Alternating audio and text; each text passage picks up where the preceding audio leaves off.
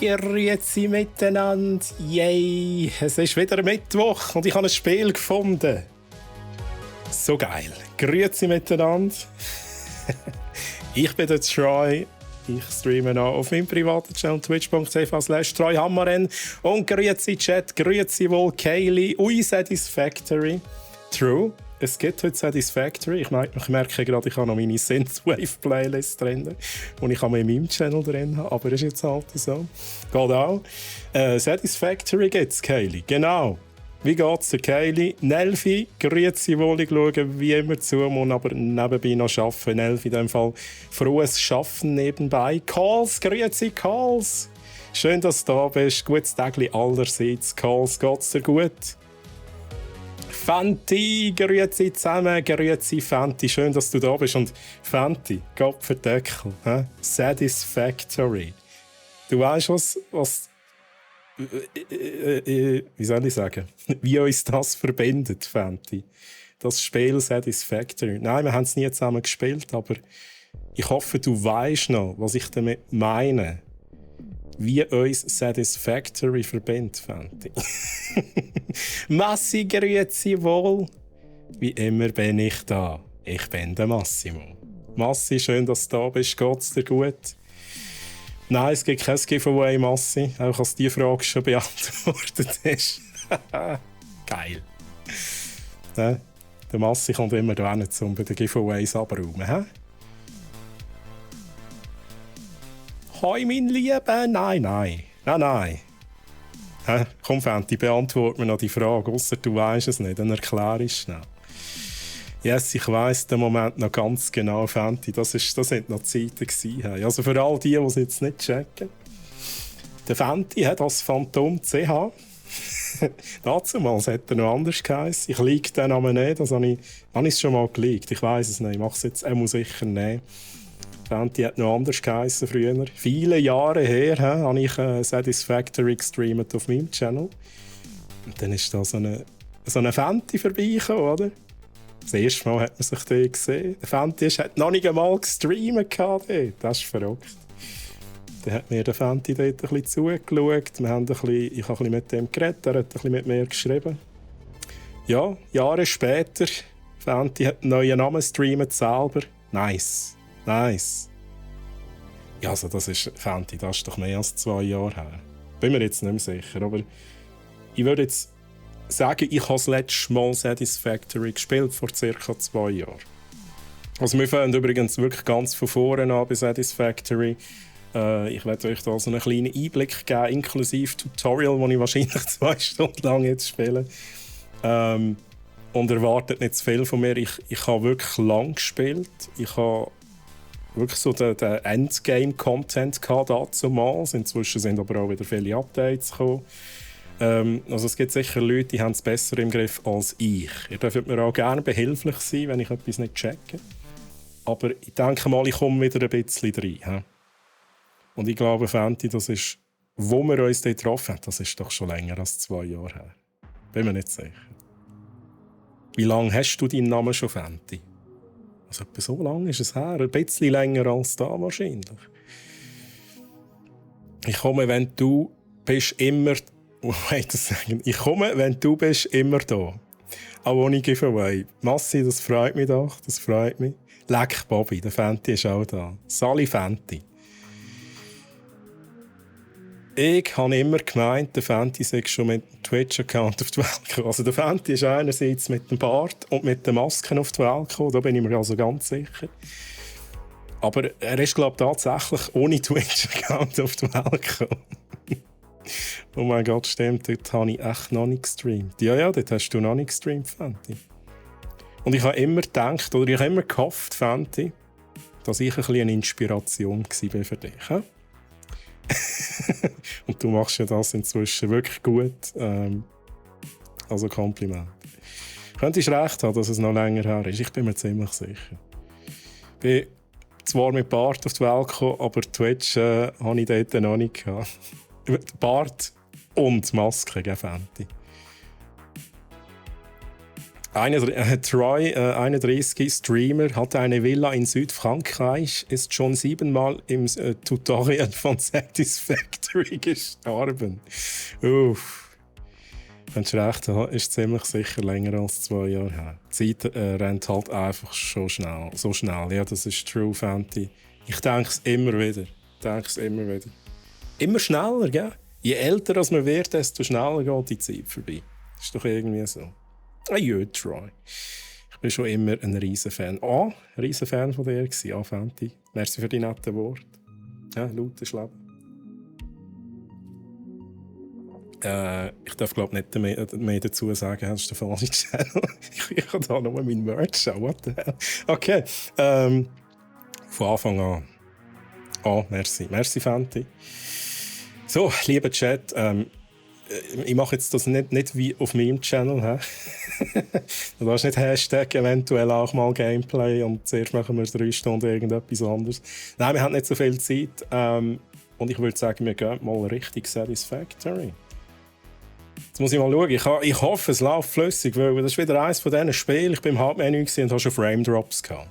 Ich hoffe, dass ich keine Frame Drops habe jetzt im Hauptspiel. Ich habe zu dem Grafikkabel geschraubt, ich habe FPS limitiert. Mal gucken, ob das funktioniert. Also mal schauen, ob wir da Musik haben in diesem Spiel. Das weiss ich alles nicht mehr. Ui, da. Das ist die Spielmusik und die tönt ja genau wie meine Playlist, die ich gerade offen hatte.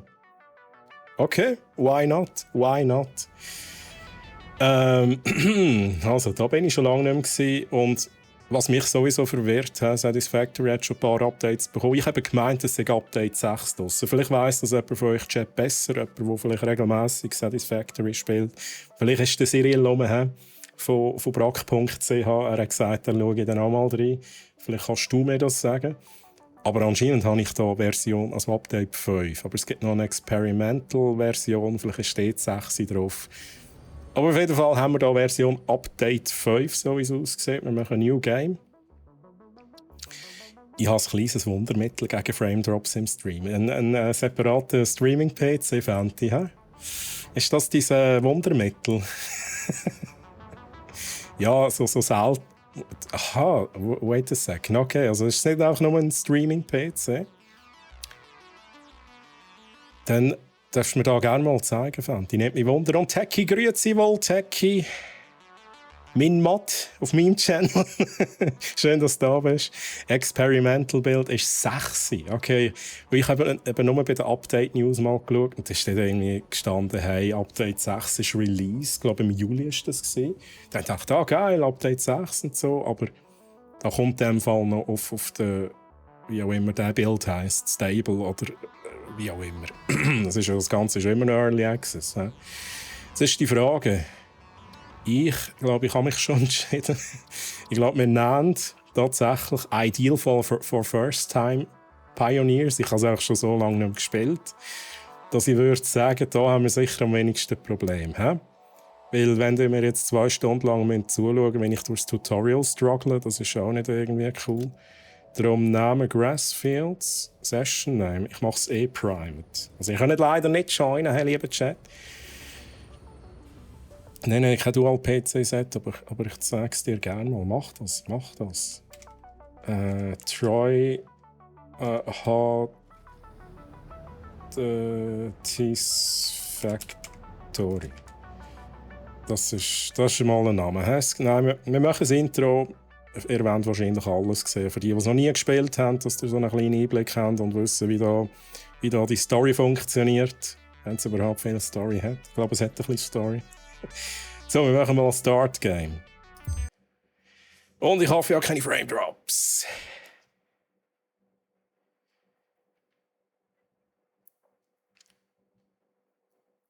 Zweimal GPU. Ich glaube, der Tommy hat mir auch mal so etwas gezeigt. Oder bist du das gewesen, Fenty? Nein, ich glaube, der Tommy hat mir das mal gesagt. Und zwar ein T100, glaube ich, von Nvidia als zweite GPU. Wo darüber encode ist. Irgendwie so. Ui, jetzt muss man schnell schauen. Also, da sind da unseren Pod drin, das ist wie Icarus und so. Use provided blueprints to build the necessary buildings. Ich weiß gar nicht, ob ich das auf Deutsch auch einstellen kann, lieber Chat. Resources to provide desired results and improve Wir müssen Ressourcen sammeln. Make sure to report any unusual discoveries to R&D for analysis. Alle unusual discoveries müssen wir melden. He? Expand your factories, outposts and pipelines through automation and augmentation. Also wenn ich im Fenty seine Masken unter einem Stein finde, oder den Calls, dann muss ich da melden. He? Warning, planetfall imminent. Please T400. Also es ist schon... Okay. Atmospheric entry in 5. Das ist wirklich... Ich weiß schon gar nicht mehr, ich mag mich gar nicht mehr daran erinnern, dass das so war. Geil. Das ist wirklich wie Icarus. Chat, wer von euch hat Satisfactory schon gespielt oder spielt sogar immer noch? Wer von euch hat Icarus gespielt? Es ist doch wirklich wie Icarus, oder? Der rumpelt da noch. Ich habe jetzt leider die Animationen, die ich auf meinem Channel habe, wo ich so im Pod hocke und... schade, hä? Ui. Icarus sieht auch noch ein bisschen schöner aus. He? Aber Icarus ist dafür auch ein ganz anderes Spiel. Okay, die hast du sogar auf Brack bestellt. Dazumals. Brack.ch. Nice. Chat übrigens, wenn irgendetwas zu laut ist oder zu leise oder ihr etwas nicht hört, bitte melden. Was die Lautstärke muss auch, dass sie für mich nicht zu laut ist. Aber es ist das schon immer so gewesen? Das ist doch sicher vor 2 Jahren, als ich das letzte Mal gespielt habe, ist doch das noch nicht so gewesen. Also, da kommst du mit dem Pod und so. Das verwirrt mich jetzt gerade. Habe ich damals einen Pod gehabt? Oh, jetzt muss ich schnell schauen. Oh, Planet Massage 2. Geil. Der Massierplanet, der Massageplanet. Geil.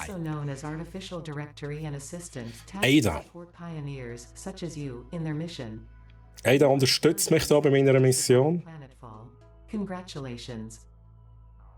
Merci, Ada. Danke vielmals.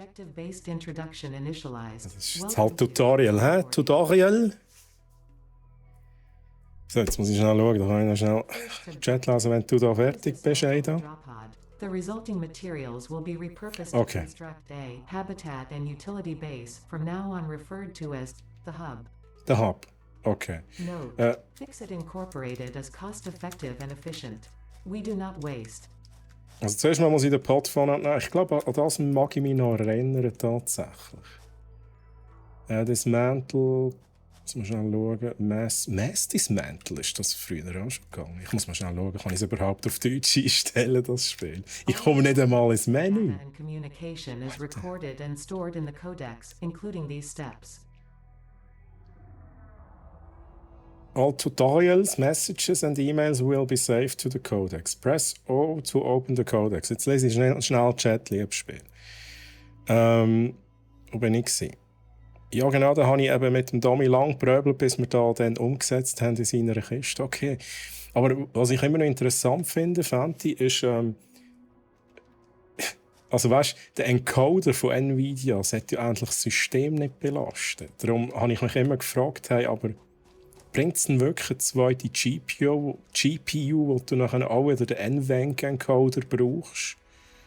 Aber die sagen ja, also haben sie sicher getestet. Darum ich sage jetzt nicht, hey, lügen und so. Also ich glaube eigentlich schon. Hätte jetzt aber echt nicht erwartet.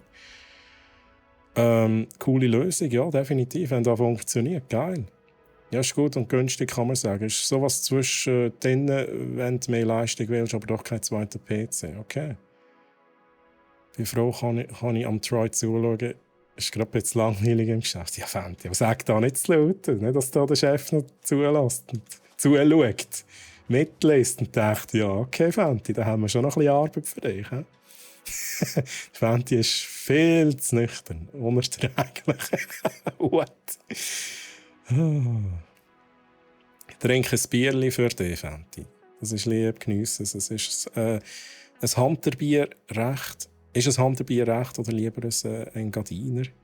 Und unsere Firma ist so drauf, dass wir auch Bier hätten im Kühlschrank. Schon? What the hell? Okay. Ich mache jetzt da mal schnell over den Codex, einfach, dass wir da schnell alles gesehen haben. Ich werde endlich schnell ins Menü rein. Mal schnell schauen. Wir können auf Deutsch. Deutsch!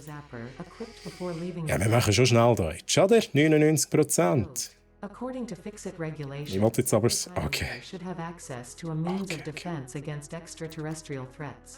Die Voice-Ausgabe ist natürlich immer noch Englisch, aber das ist okay. Das ist wahrscheinlich nicht eingedeutscht worden. Das ist nachher noch ein Team-Meeting, okay. Dann nimmst du mich einfach mit, Fenty. Nimmst mich mit und stellst mich auf. Dann habe ich vielleicht auch noch etwas dazu beitragen. Troy, ja, same, ist echt spannend. Also der Dami hat gemeint, die Leistung ist auf jeden Fall besser, aber eben kommt nicht an ein Dual-PC-Setup hin. Ja, true. Aber eben, wenn es natürlich etwas bringt, ja, dann finde ich es eine coole Idee. Ich muss das auch mal anschauen. Ich habe, glaube ich, keine Slots mehr führen, dass ich das gescheit probieren kann. Bin mir nicht sicher. Vielleicht habe ich noch eine Führung. Ja, ich sehe da, es ist wieder alles Kaffeetrink-themed heute auf meinem Shirt und der Kaffeetrink in meiner Hand. Ich mache auch gar nicht Werbung für irgendjemanden. In gewissen Fällen ist es eine gute Lösung. Einmal den Bildschirm share mit dem Stream. Genau so stelle ich mir das vor. So, jetzt haben wir das Ganze noch auf Deutsch. Jetzt habe ich aber vorher nicht zugelassen, was ich machen muss. Drücken Tab zum Öffnen des Inventars. Ja, mag ich mich noch erinnern. Da, mit dem kann ich mir den Hub aufbauen. Ich weiss noch früher, ich habe mal das hier verloren. Das war irgendein Bug. Habe ich die hohen Hub-Teile nicht mehr gehabt und konnte keinen Hub bauen. Ich glaube, der ist einfach Last, oder? Da kannst du einfach nichts machen. Ziehe die Ausrüstung per Drag and Drop in deinen Handslot, um sie auszurüsten. Ah, das war Amix gsi, aber Ausrüstung in dem Sinn. So,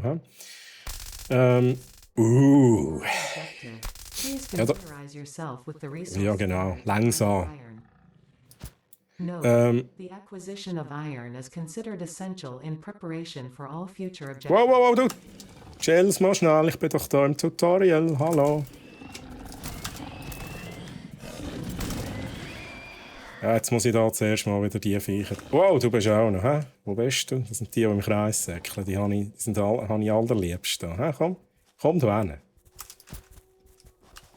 Und wir säckeln dir jetzt einfach hinten.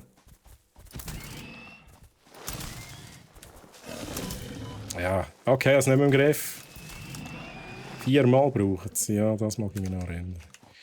Also, schon fast tot? Nein, noch nicht fast tot. Der Encoder auf einer separaten GPU ist natürlich besser. Der Encoder und 3D-GPU nicht auf der gleichen Taktfrequenz gerne laufen. Okay. Vom VRAM-Interface ganz zu schweigen. Encoder only lenkt eine kleinere Bandbreite zu. Okay, das ist sehr technisch, aber in dem Fall hast du dich da auch ziemlich informiert, Calls. Dann ist das halt eben schon so. Aber merci für den Tipp, Fenty. Und für alle, die streamen, vielleicht ist das nützlich. Genau, also in diesem Spiel, man muss ich mal anfangen, geht es in erster Linie darum, Ressourcen zu sammeln. Man kann noch Sachen bauen und ich glaube, das Kernstück von Satisfactory ist nachher vor allem das Automatisieren von all diesen Prozessen. Und von der Automatisierung sind wir wahrscheinlich noch weit entfernt. Was wir jetzt zuerst mal mitmachen, ist nach Rohstoff Ausschau halten. Und für das habe ich hier den Scanner. Da das Flogviech. Auf den habe ich es mal drauf geschafft. Vor langer Zeit. 351 Meter haben wir Eisen. 362, 561. Und es geht jetzt endlich einmal darum, dass wir einen geeigneten Ort finden, um anfangen etwas zu bauen. Jetzt, was ist ein geeigneter Ort? Jetzt muss ich noch schnell schauen. Das war ja am einer.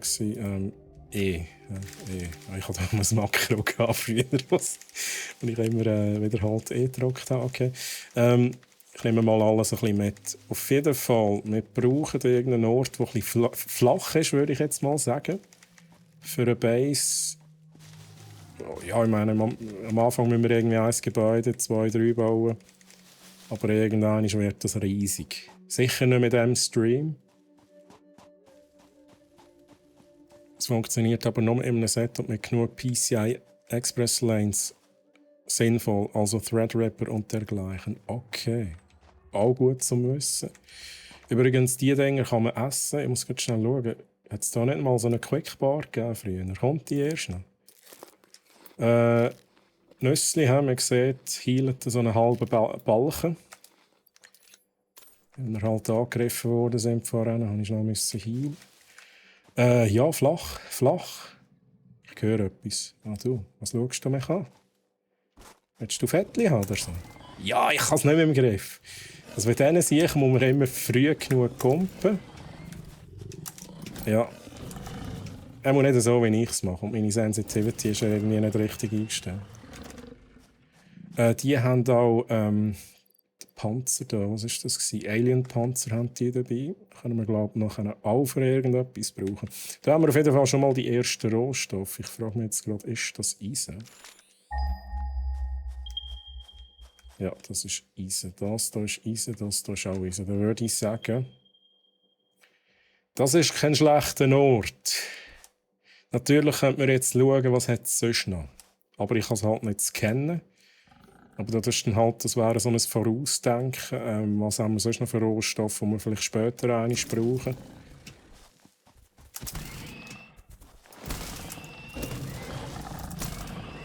Okay. Let's go. Ich würde sagen, das ist nicht schlecht, wenn wir hier mal den Hub bauen. Da hätten wir noch ein bisschen mehr flache Gegend. Ja. Ja, da haben wir halt noch Gift und so, da die Riesenviecher. Ich weiß nicht, ob man die inzwischen kann killen. Ich glaube es nicht. Auf denen kann man rumgumpen, das weiß ich nicht. Kalkstein. Boah, was war auch Kalkstein schon wieder? Ich habe es halt immer auf Englisch gespielt. War das Limestone? Irgendwie so, hä? Ich muss mal schnell überlegen, ob ich da wirklich Base aufbauen will oder ob ich da runtergehe. Ich gehe mal schnell ein bisschen weiter. Schnell eines scannen.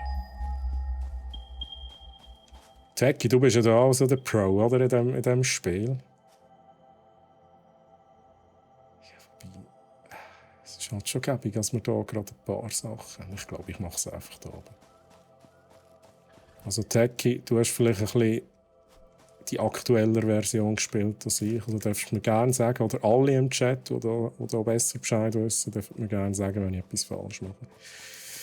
Aber ich würde sagen, abgesehen da von diesen riesen Felsen da, ist da kein schlechter Ort. Vor allem haben wir da auch gerade ein bisschen Ressourcen. Was mich ein bisschen stört, ist das Gift tatsächlich. Aber egal, wir müssen mal irgendwann anfangen. Schnell schauen, was ich machen muss. Aha, ich muss abbauen. He? Von Hand. Und für die jetzt denken, ja, shit, da muss man ewig da abbauen, um ein bisschen Ressourcen sammeln. Ja, das ist nur am Anfang. To complete this objective, the resources salvaged from the drop pod will be consumed. Genau. Ensure the hub is built on spacious open terrain close to the presence of iron sources. Ja, das ist... To do so will likely result in non-optimal progress. Okay. Non-optimal progress. Das wollen wir nicht. Wollen wir nicht. Jetzt muss ich schnell überlegen. Ich habe da tatsächlich die Quick-Ding. Ja.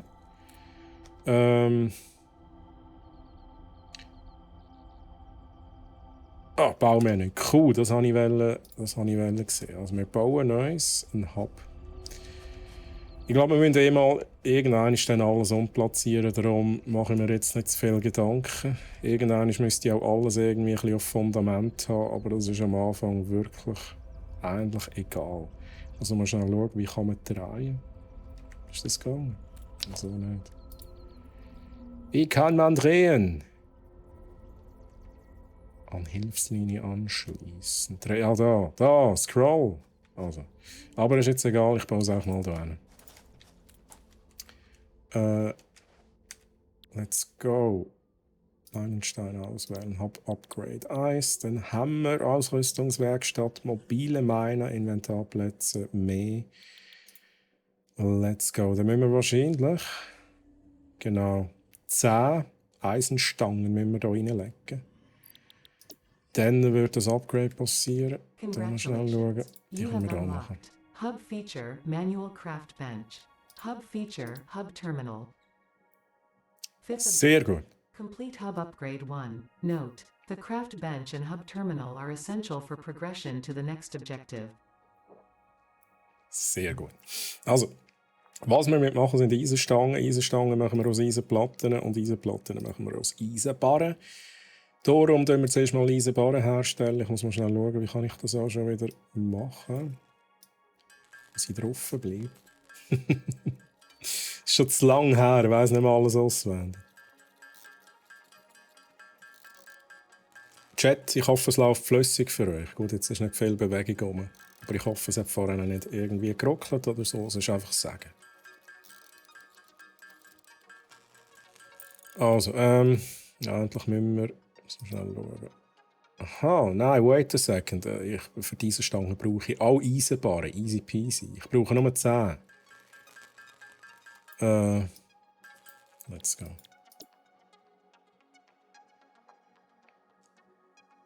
Jetzt nimmt mich eins Wunder, hast du das Easter Egg entdeckt? Wait a second, welches Easter Egg? Da, Satisfactory. Jetzt bin ich verwirrt. Nein, ich bin mir nicht sicher. Welches Easter Egg fand ich? Auf 160p, perfekt. Okay, cool, das freut mich, also so auf 160p flüssig läuft flüssig, Ton ist auch tipptopp. Alles sehr angenehm. Okay, merci, Fenty. Aber sag mir noch mal schnell, welches Easter Egg? Gibt es ein Easter Egg hier? Also, auf jeden Fall tun wir hier mal 10 Dings drin. Da können wir Hub-Level, Hub-Upgrade 1 machen. Ich glaube, da passiert doch jetzt noch etwas. You have unlocked Passiert Building doch Workshop. irgendetwas. Ne? Equipment Portable Miner. Inventory Additional Slots. Aufbewahrungsbox. Storage. Sehr schön.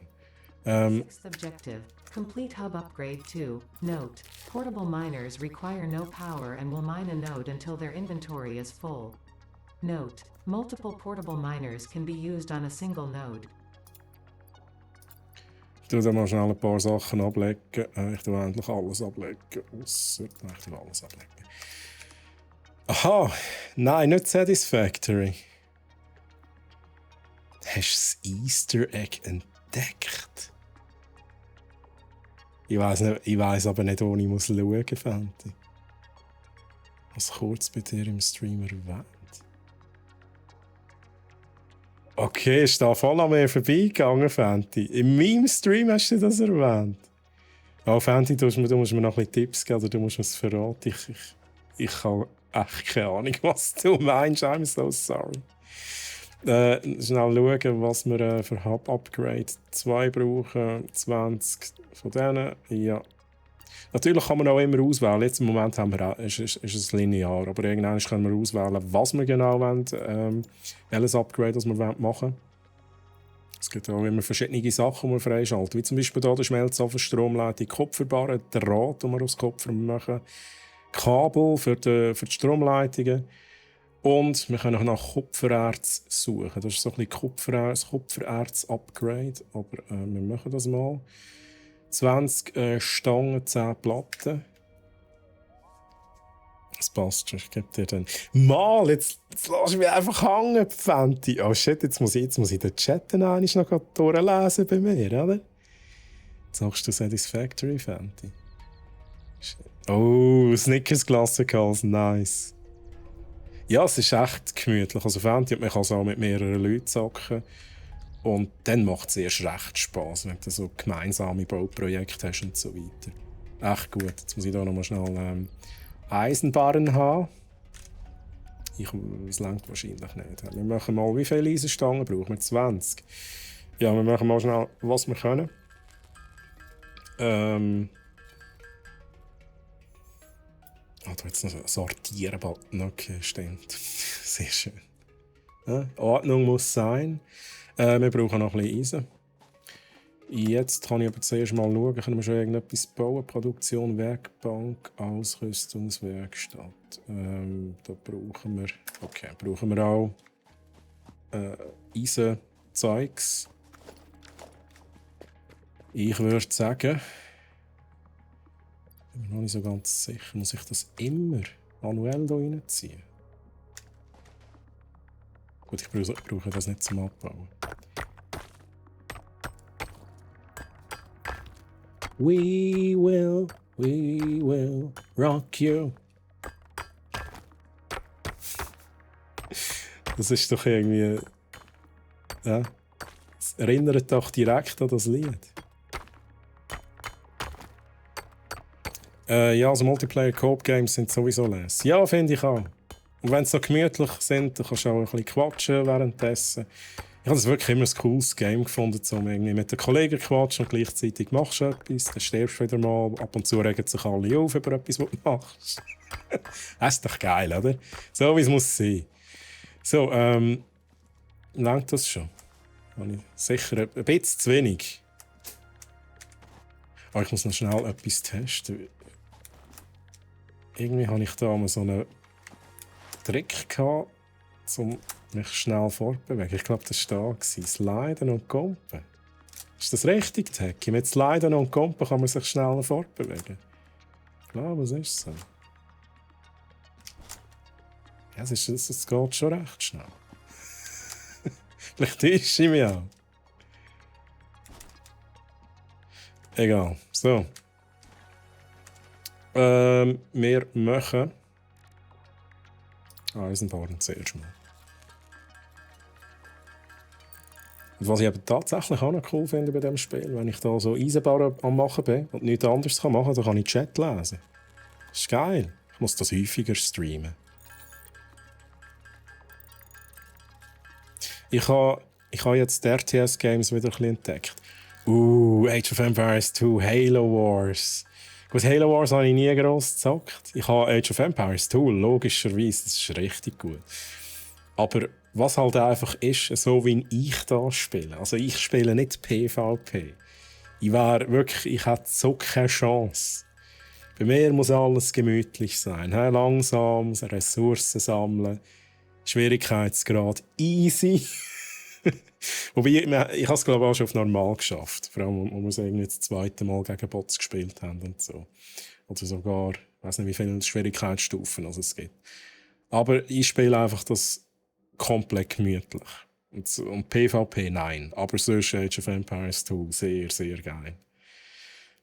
Schnell schauen, wie viel brauchen wir? 20. Ich brauche noch 10 von der Platte.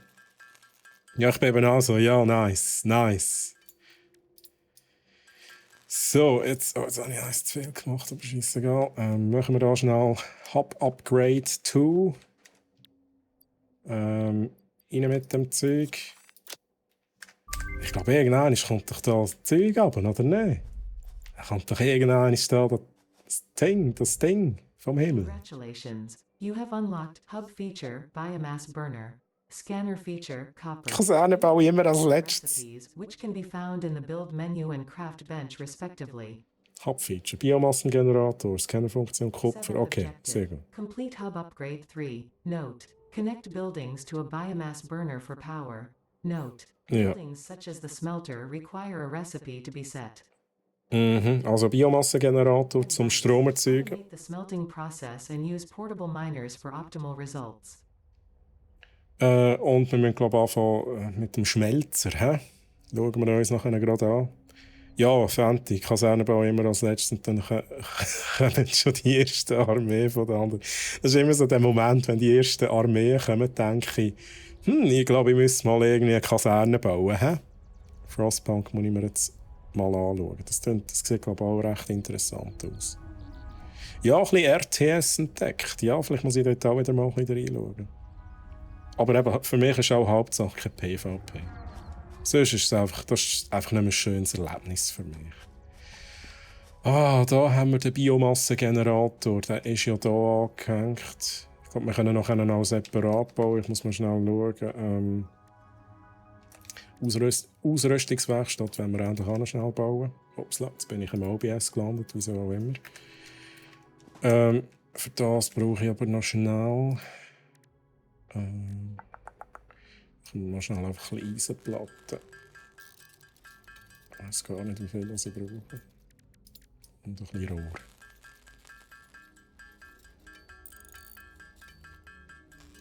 Ja, Fenty, da sind wir da etwa gleich, was das anbelangt. Ausrüstungswerkstatt. Im Moment spielt es wirklich noch keine Rolle, wo was ist. Ich glaube, ich habe das auch gerne hier in der Nähe gehabt.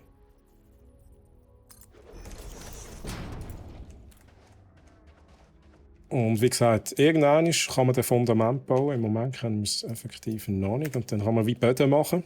Wir können dann auch Wände machen und Dächer und so weiter. Und dann ist es halt auch mal gut, wenn man alles auf diesem Fundament hat.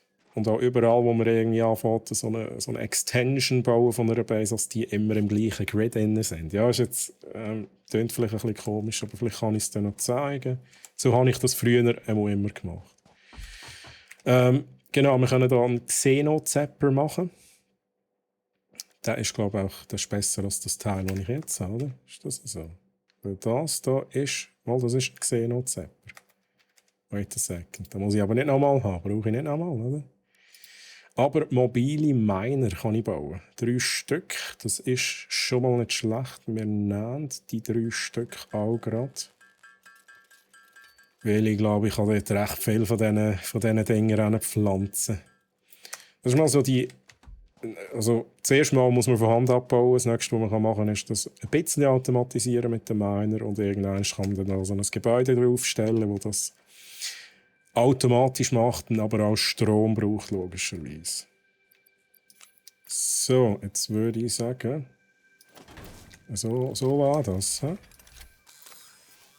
Da kann ich mehrere rein tun. Also ich weiss, früher habe ich da mal die mobilen Miner gespammt, bis zum geht nicht mehr. Techie mache ich alles richtig. Oder denkt der Techie schon Night-Try? Das ist ja ein Hurenub.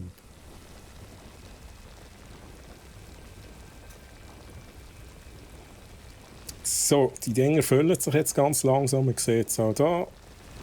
Ja, also langsam, es geht schon relativ schnell. He? Und die kann ich auch hier rausnehmen. Dann gehen wir hier mal schnell durch. Wir machen uns schnell ein paar Eisenbarren. Muss ich noch schnell schauen, was brauchen wir überhaupt als nächstes. Ach shit, ich habe den Griff. Ja, das war ein bisschen zu weit. Hub-Upgrade 3. Schnell schauen, was wir noch machen können. Konstruktor, okay, sehr gut. Strommasten MK1, Betonschrauber, verstärkte Eisenplatte. Das kommt schon so gleich. Wow. Ich habe mir gemeint, das sei länger gegangen. Aber was wir brauchen, ja, das ist kein Problem. Eisenplatte, Rohr. Wir brauchen Kupfer, logischerweise. Kupfer. Jetzt. Wir suchen uns Kupfer. Aber zuerst brauchen wir Eisenbarren. Dann machen wir noch ein paar portable Miner. Was ist hier los? Was ist mit CU nicht erlaubt? CU, Calls, gehst du wieder? Bye bye, Calls, schön, dass du da bist. Oder was meinst du mit CU?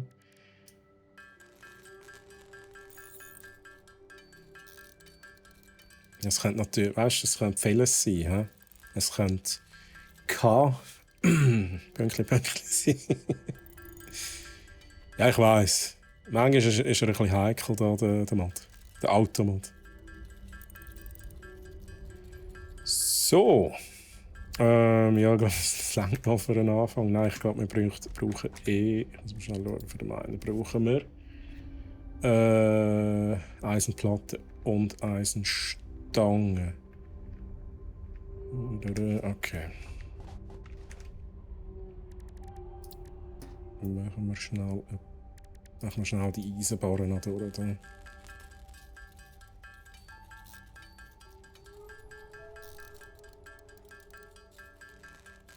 Das ist doch einfach auch gemütlich, oder, das Spiel?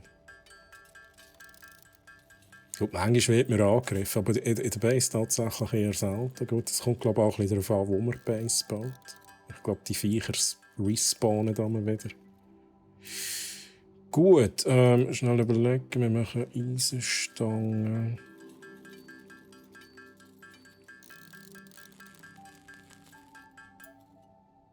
40. Gut, dann machen wir hier noch mindestens 20 Eisenplatten. Aha, nicht CU. Abkürzung für ein chemisches Element Kupferum. Ordnungszahl 29. Ja, da kennt sich jemand aus. Da habe ich gar keine Ahnung von dem Zeug. Aber ja, sehr gut, sehr gut. So, mobile Miner, 10 Stück. Ja, ich bin der Meinung, man kann nie genug von diesen Sachen haben. Zudem, je mehr das da am Minen sind, desto mehr Rohstoff hat man dann. Und irgendwann muss man sich dann natürlich überlegen, ob man jetzt immer noch die mobilen Miner brauchen will. Aber für den Anfang finde ich es eigentlich noch cool, wenn man da ein paar hat von denen. Dann können wir auch sicher mal schnell ein bisschen Kupfer sammeln. Aber ich stelle hier noch ein paar an. Für Eisen. Falscher Knopf. Da finde ich halt ein bisschen mühsam, dass wir da immer da zuerst die Hände nehmen. So, die leeren wir noch schnell. Übrigens Ctrl Klick, um da das Zeug rauszunehmen. Geht schneller. Gut, lassen wir die hier schnell minen. Wir haben noch ein paar Miner dabei. Ausrüstungsmoment noch schnell. Ausrüstungstasten. Wie ist denn das? Jetzt bin ich gleich verwirrt. Wie geht denn das?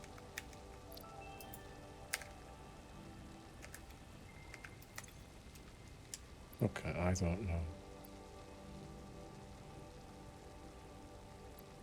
Egal. Wir scannen schnell. Nach Kupfererz. Also 188 Meter, 368. Ja. Könnte schlimmer sein, hä? 188 Meter. Ja, das ist wieder näher.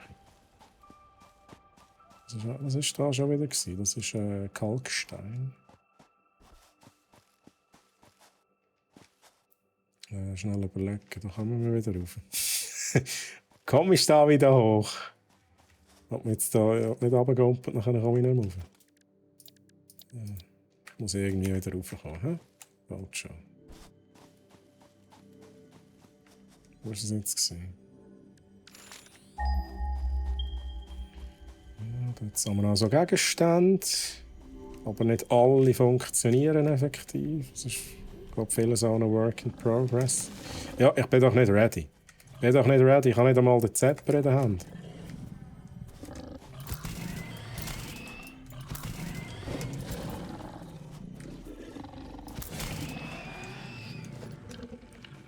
Also.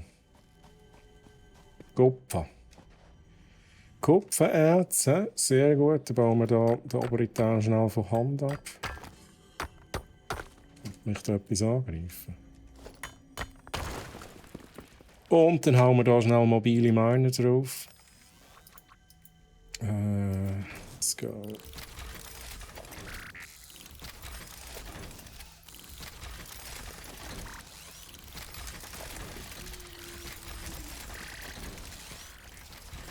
Da rauf.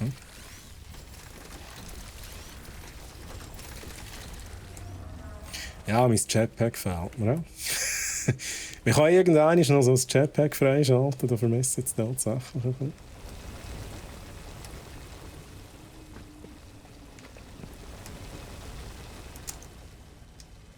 Aber so kann ich doch höher gumpen, oder? Gott verdammt, Moment mal schnell.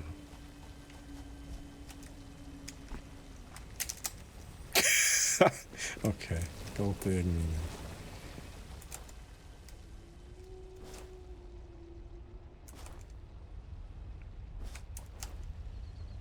Da kommen wir nicht rauf. Wir müssen noch ein bisschen warten. Da. Gut, dann sammeln wir mal ein bisschen Kupfer da. Relaying message. Hello, this is Paternal Figure. I have Hello. taken ill and need your help to find a cure. Doctors say that the only remedy is alien artifacts. Ja, da ist glaube ich so ein bisschen Story, die dann auch noch ein bisschen vorkommt. He?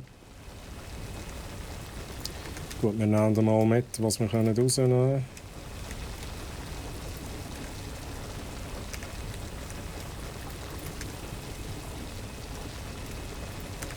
Das sollte für den Anfang mal lang. So, muss wieder mal leider ein Lurk-Meeting starten. Hey, in dem Fall gutes Meeting, Fenty. Gutes Meeting wünsche ich. Shit. Ah, okay, aber es ist kein Problem, da wieder raufzukommen. Hm? Gut, also, nein, das ist falsch. Hier. Kupferbarren. Das ist noch das Erste, was wir machen. Dann muss ich noch mal schauen, was wir noch rein tun. Ah, dort haben wir sie. Draht. 20 Stück. Easy peasy. Und merci für den Lurk Support, Fenty. Danke. Ja, Streamlabs, der Fenty macht schon etwas Sinnvolles. Also ich weiss nicht, ob das Meeting sinnvoll ist, das er hat. Das kann ich nicht sagen. So, 20 Stück. Ja, den Rest habe ich natürlich noch nicht vorbereitet. Dann machen wir noch Eisenbarren. Let's go. Jetzt, mir kommt eigentlich gerade in den Sinn, was ich da so für Hacks hatte früher. Einerseits hatte ich eine Taste, die mir auch die Maustaste gedrückt behalten hat. Das ist mal das eine. Und das andere war eine Taste, die mir wieder halt gedrückt hat, um so Fasern zu sammeln und so. Da weisst du auch noch nicht Fenty, sehr gut. Ja, da gehst du ins Meeting hin und sagst, so, liebe Leute, jetzt wollte ich aber ein sinnvolles Meeting haben. He? Nicht irgendeinen Seich, sonst gehe ich wieder. Sonst gehe ich wieder und schaue im Troysin Stream. He? Der Brock.ch Stream. Das sollte ich für den Anfang lang schnell schauen. Relevante Gegenstände. Wir machen, wie viele Platten brauchen wir? 16 machen wir noch.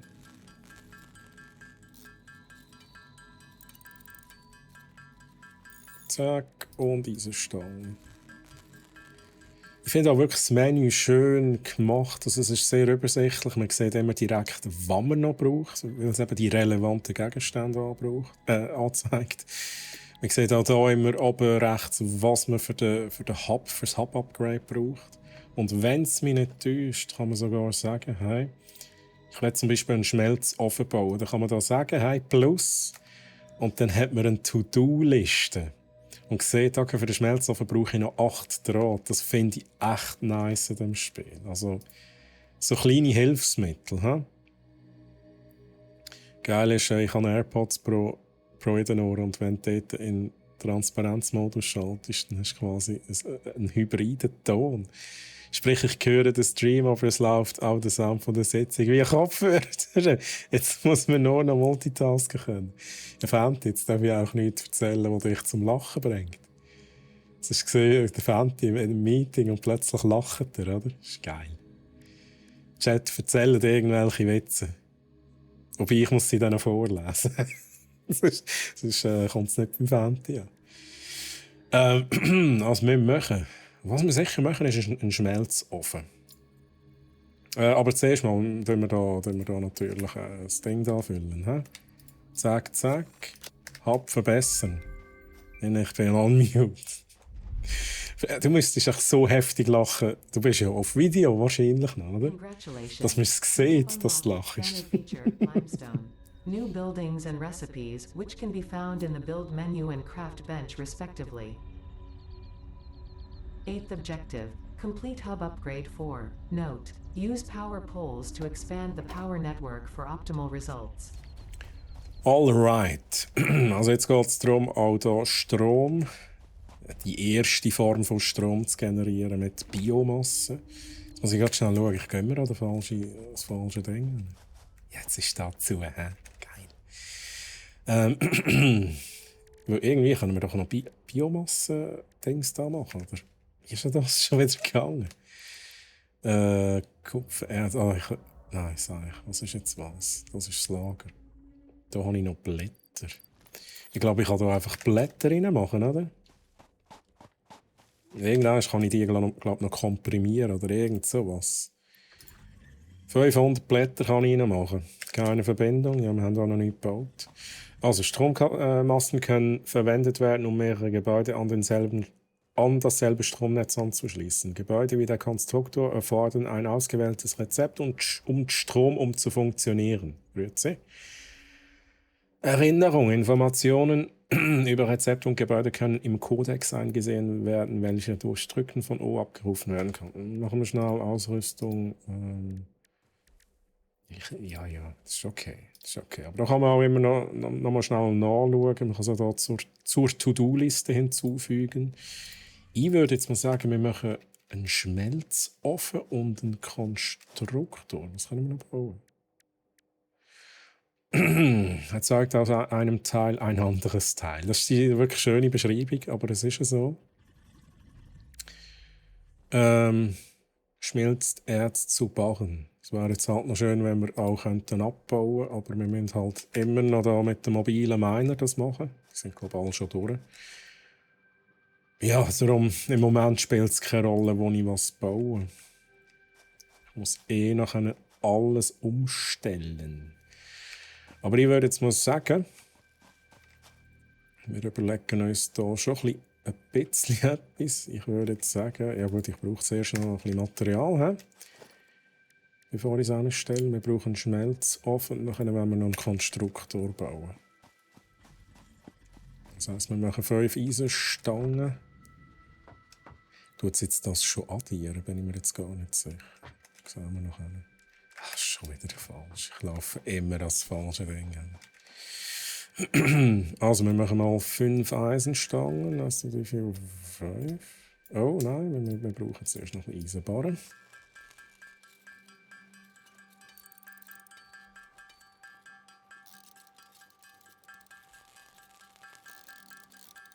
Ja, also da ist man dann irgendwann halt schon froh, wenn man das nicht mehr von Hand machen muss. Und man irgendwann auch Lager hat mit allen Sachen, die man braucht. Sei es Eisenbarren, Kupferbarren, Platten, Stangen, alles. Oh, ich weiss, früher haben wir immer Schrauben im Überfluss gehabt. Hey. So, mal noch nicht zu viel bauen. Wir brauchen gut Draht brauchen wir noch. Da brauchen wir aber zuerst noch ein Kupferbarren. 8 Draht. Verstärkte Eisenplatte. Ja, so weit sind wir doch gar noch nicht. Ja, jetzt, mal da, verstärkte Eisenplatte haben wir ja. Brauchen wir Eisenplatte und Schrauben.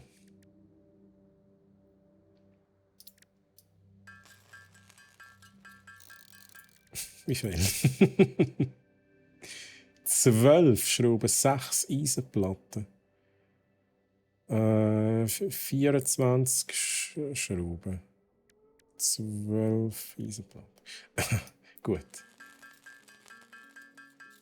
12. Moment schnell. Ja, da brauchen wir Eisenstangen. Die wir aber auch sonst brauchen, Gottverdeckel.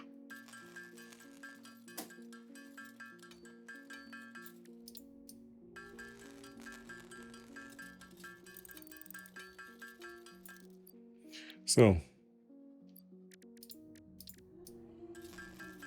Zack, zack. Dann brauchen wir Kabel, 8 Stück. Wir brauchen für das Draht, für das brauchen wir Kupferbarren. Let's go.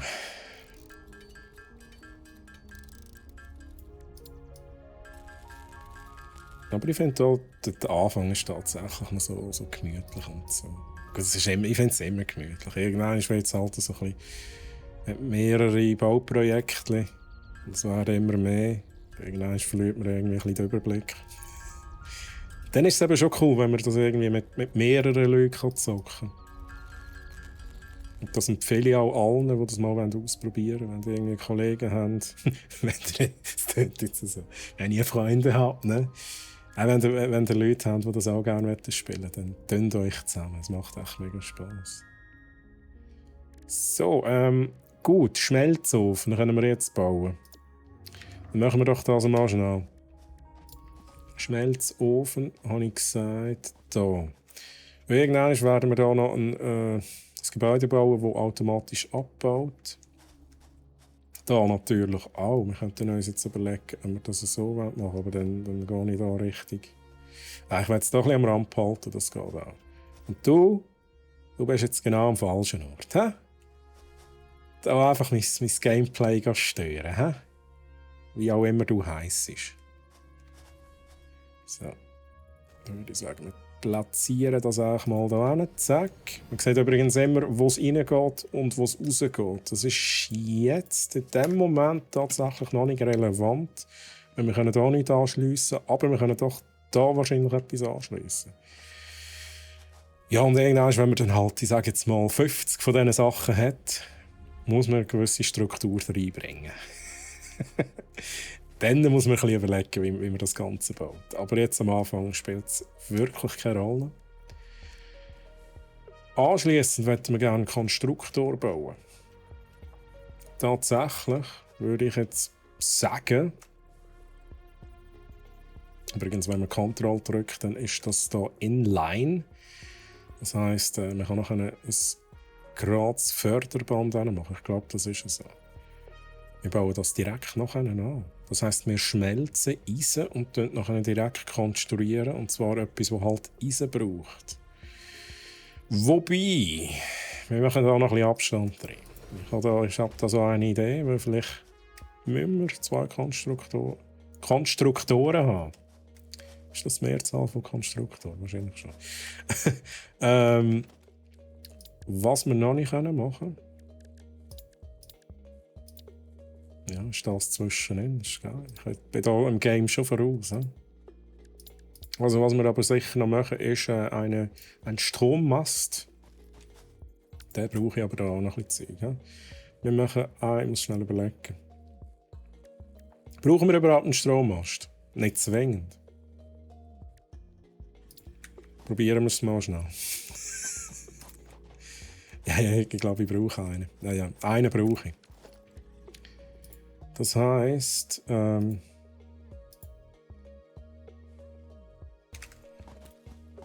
machen hier schnell da, wo wir brauchen. Zwar Beton, das haben wir noch nicht gemacht. Und für das brauchen wir Kalkstein.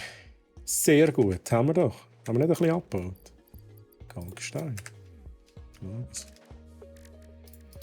Also, schnell gucken. 5. Draht. Let's go. Was ist hier los? Du! Du! Sorry, wenn ich da jetzt ein Gebäude gebaut habe auf deinem Weg. He? Jetzt bleibst du hängen wegen mir. Sorry! Nein, ich wollte nicht wollen, lieber Chat, ich will hier keine Tiere verletzen. Ich wollte nur schnell einen Schubs geben in die richtige Richtung. Was soll ich machen? Strom.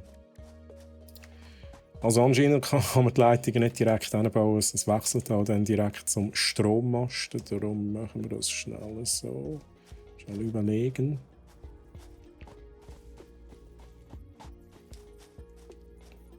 Das muss auch irgendwie ein bisschen Sinn machen. Die Stromleitung ist schon verbunden. Haben wir jetzt wirklich zu wenig Kabel wieder? Ich muss Kabel machen.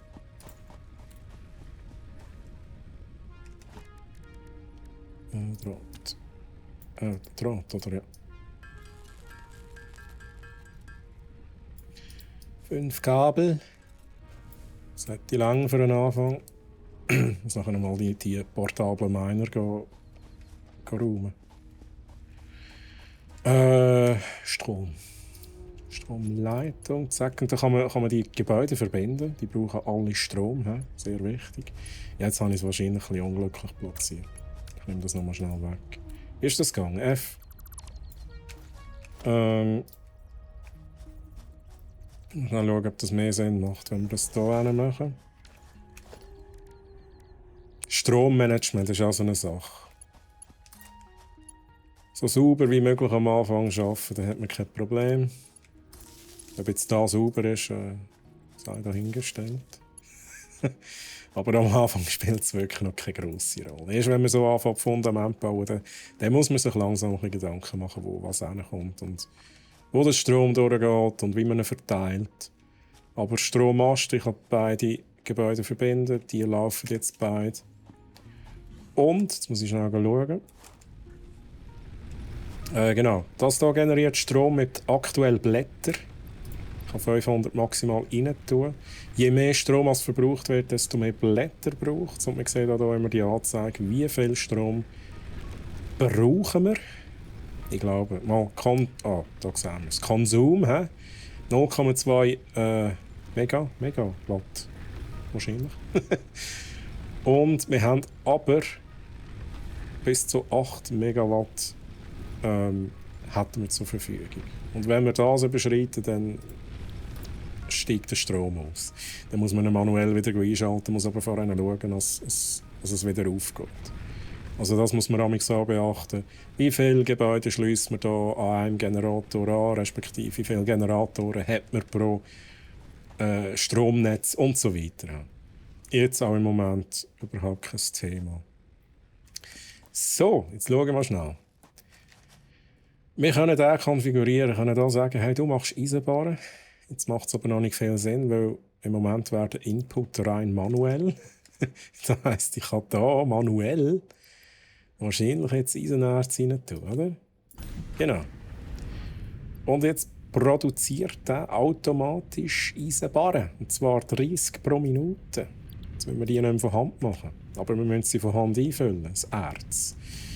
Was jetzt hier noch fehlt, ist eine Verbindung hier hin, damit wir hier sagen könnten, hey, du produzierst zum Beispiel Eisenplatten.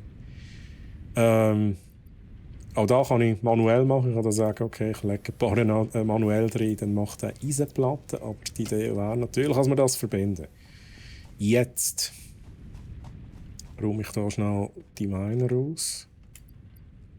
100. Also ich kann schauen, ob ich überhaupt genug Inventarplätze für uns. Du bist schon leer geräumt.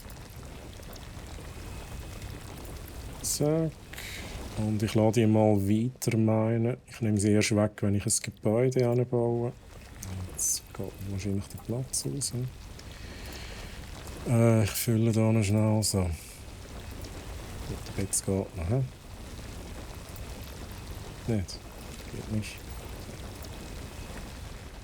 Also, schnell überlegen. Ich nehme an, Hub-Upgrade wäre das nächste, was wir wieder machen müssten. Schnell auf die Uhr schauen. Gut, Hub-Upgrade 4. Wir können jetzt dann Förderband erstellen. Und wir haben mehr Inventarplätze und wir können Fördermast, wo man hier mit diesen Förderbändern verbinden, erstellen. Wir machen das mal schnell. Wir brauchen 75 Eisenplatten, 20 Kabel, 10 Beton. Gut. Machen wir von Hand, was wir von Hand machen können. Was erstellen wir im Konstruktor? Ich weiss es leider nicht. Eisenplatten. Man weiss es nicht. Aber was wir jetzt machen können, vielleicht geht ja das. Wie viel kann ich da reinlegen? Wahrscheinlich nicht viel. 100. Ja, nur 100er Stacks, aber da gibt es schon mal Eisenbarren. Da haben wir Platten, das ist nicht schlecht. Gut. Geben Sie mir. Ich habe keinen Inventarplatz, geil.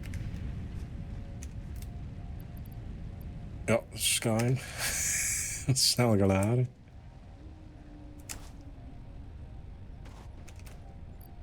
Nüssli legen wir ab. Und Blätter legen wir auch ab. Panzer brauche ich nicht. Gut.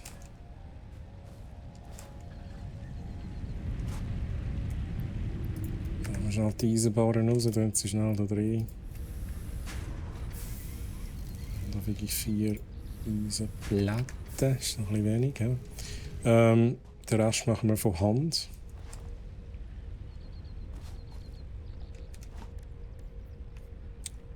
Gut, schnell überlegen. Ja, jetzt. Wait a second. Ja, jetzt. Die sind wieder voll. Hm? Ich habe Platzprobleme. Hm? Mal schauen. Wie kann ich die mitnehmen? Def? Da geht nicht. Muss ich sie leeren? Muss ich sie zuerst abstellen? Meiner aufheben, jetzt geht. Ja, ich habe natürlich keinen Platz, logisch. Beere habe ich auch noch dabei. Was ich endlich schnell machen will, ist einen portablen Miner auf den Kalkstein setzen. Ihre lege schnell ab. Ich habe hier viel zu viele Sachen dabei. Oh, das ist wie... Nein, Control-Klick ist alles. Never mind. Shift-Klick ist eins, okay. Also Control-Klick ist übrigens alles von der gleichen Sorte direkt übernehmen. Gut. Da kann ich wahrscheinlich jetzt auch einen Miner machen. Let's go. Dann wir die hier rüber zügeln. Da kommt noch ein neues Gebäude an, aber wir sind auch da noch nicht so weit, dass wir das bauen könnten. Aber ich glaube, Eisen ist im Moment nicht das Problem. Aber vielleicht könnten wir Beton brauchen. Ich bin mir gar nicht mehr sicher, was man so am Anfang vor allem braucht. Wenn man Beton wirklich viel braucht, I don't know. Gut, also schnell gucken. Wir brauchen 10 Beton, können wir knapp nicht machen.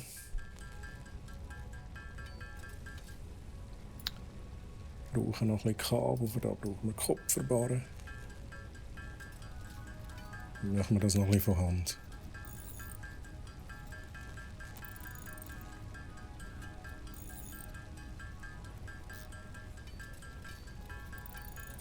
Irgendwie fehlt mir, es hat ja da schon ambiente Musik. Ich mache jetzt da ein bisschen Musik rein von mir. Und sonst Chat, also wenn es euch stört, wenn irgendjemand das Gefühl hat, nein, ich habe da selber Musik am Laufen, dann könnt ihr es gerne sagen. Aber es ist ein bisschen wenig Musik, die das Spiel bietet, habe ich das Gefühl. Ich mache jetzt auch ein bisschen Synthwave drin.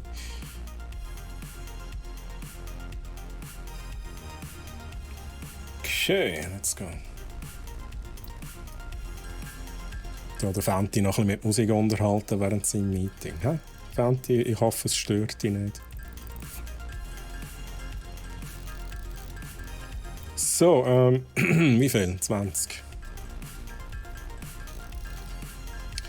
Für Kabel brauchen wir Draht, darum machen wir jetzt zuerst Kupferdraht. Wie gesagt, es zeigt immer wirklich schön an, wie viel wir herstellen können. Also da ist echt cool gelöst. Manchmal muss man schon ein bisschen rechnen, aber meistens macht es auch das Spiel recht einfach. Eisenplatten sollten wir eigentlich noch gerade haben. Wir tun den Beton rein, wir tun Kabel rein und wir brauchen noch 75 Platten. Ist perfekt, sehr schön, sehr schön. So, wie viel? 56, ist ein bisschen wenig. Hey, ist ein bisschen wenig. Schnell los. Und ich weiss gar nicht, ob es von Hand schneller geht. Das kann sein, ich mache es jetzt von Hand, dass es von Hand schneller geht. Natürlich, wenn man irgendwann, wie gesagt, so 20 Konstruktoren hat, dann, ja, dann geht es natürlich schneller über Konstruktoren. Aber für die restlichen machen wir das von Hand. Let's go.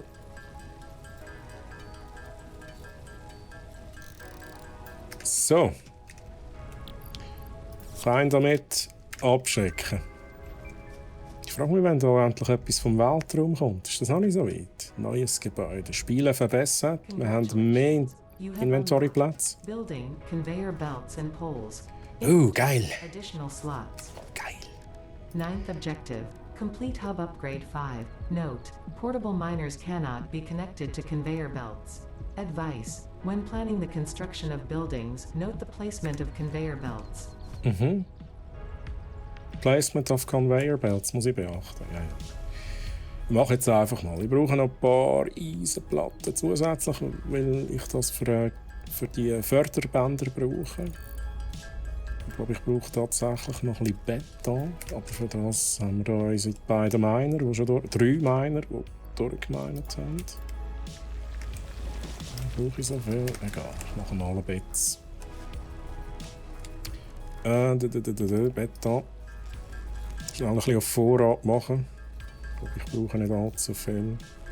Was war es noch, was ich brauche? Eisenstangen.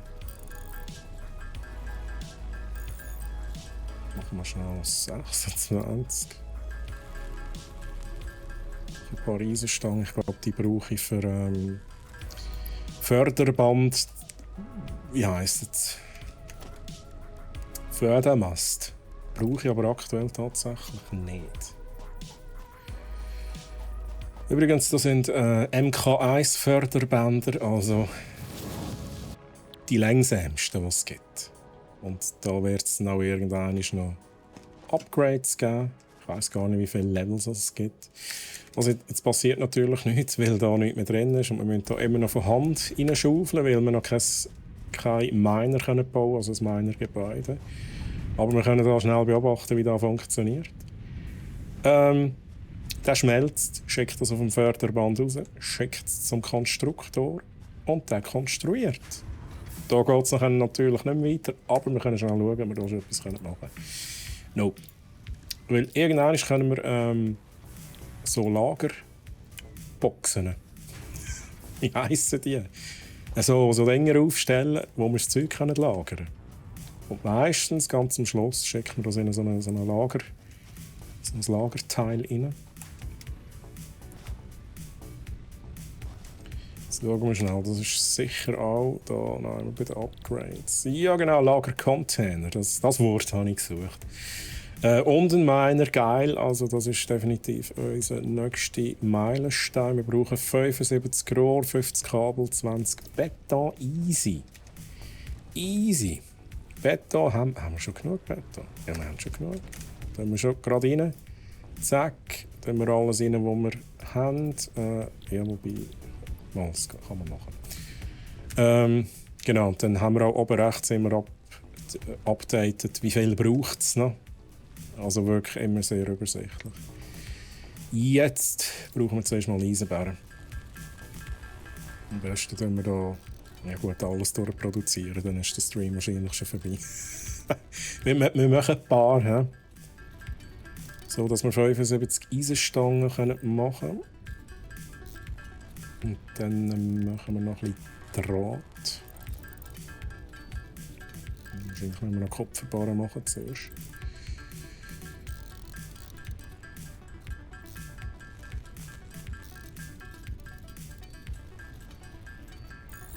Chat, weiss von euch jemand, wenn dann das Update 6, Techie, wenn du vielleicht noch da bist, wann kommt das Update 6 auf dieser Version, auf diesem Bild? Dauert das noch länger? Ich meine, die sagen fast nachher.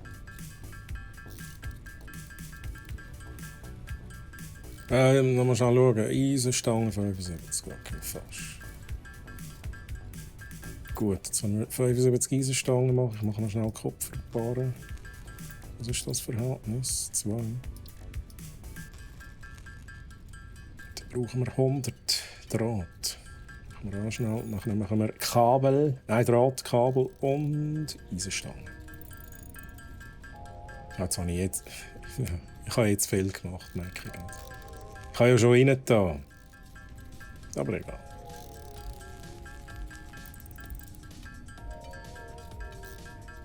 Wenn er wenigstens im gleichen Takt haben wir wie die Musik.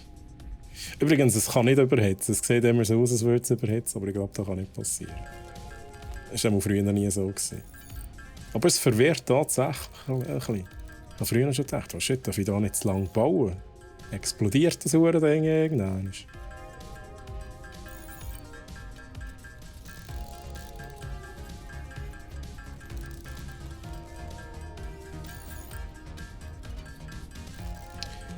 So, let's go. 50 Kabel, das sind 3 zu viel, aber egal. Wir brauchen sicher dann irgendwann noch weitere Kabel.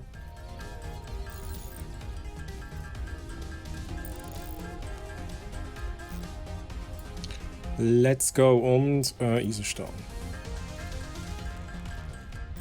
Das geht schön schnell. Oh, das nimmt mich jetzt gerade Wunder. Ich muss schnell etwas testen. Ich muss da schnell raus. Ruckelt es immer noch, wenn es speichert? Ja. Sorry, Chat, habe ich schnell probieren. Aber das ist so ein Mini-Ruckler, aber ich glaube, je grösser als da eure Bases, die ihr habt, oder Bases, die ihr habt, desto heftiger ruckelt es beim Autosave. Das hat mich früher tatsächlich ein bisschen gestört. Da bin ich.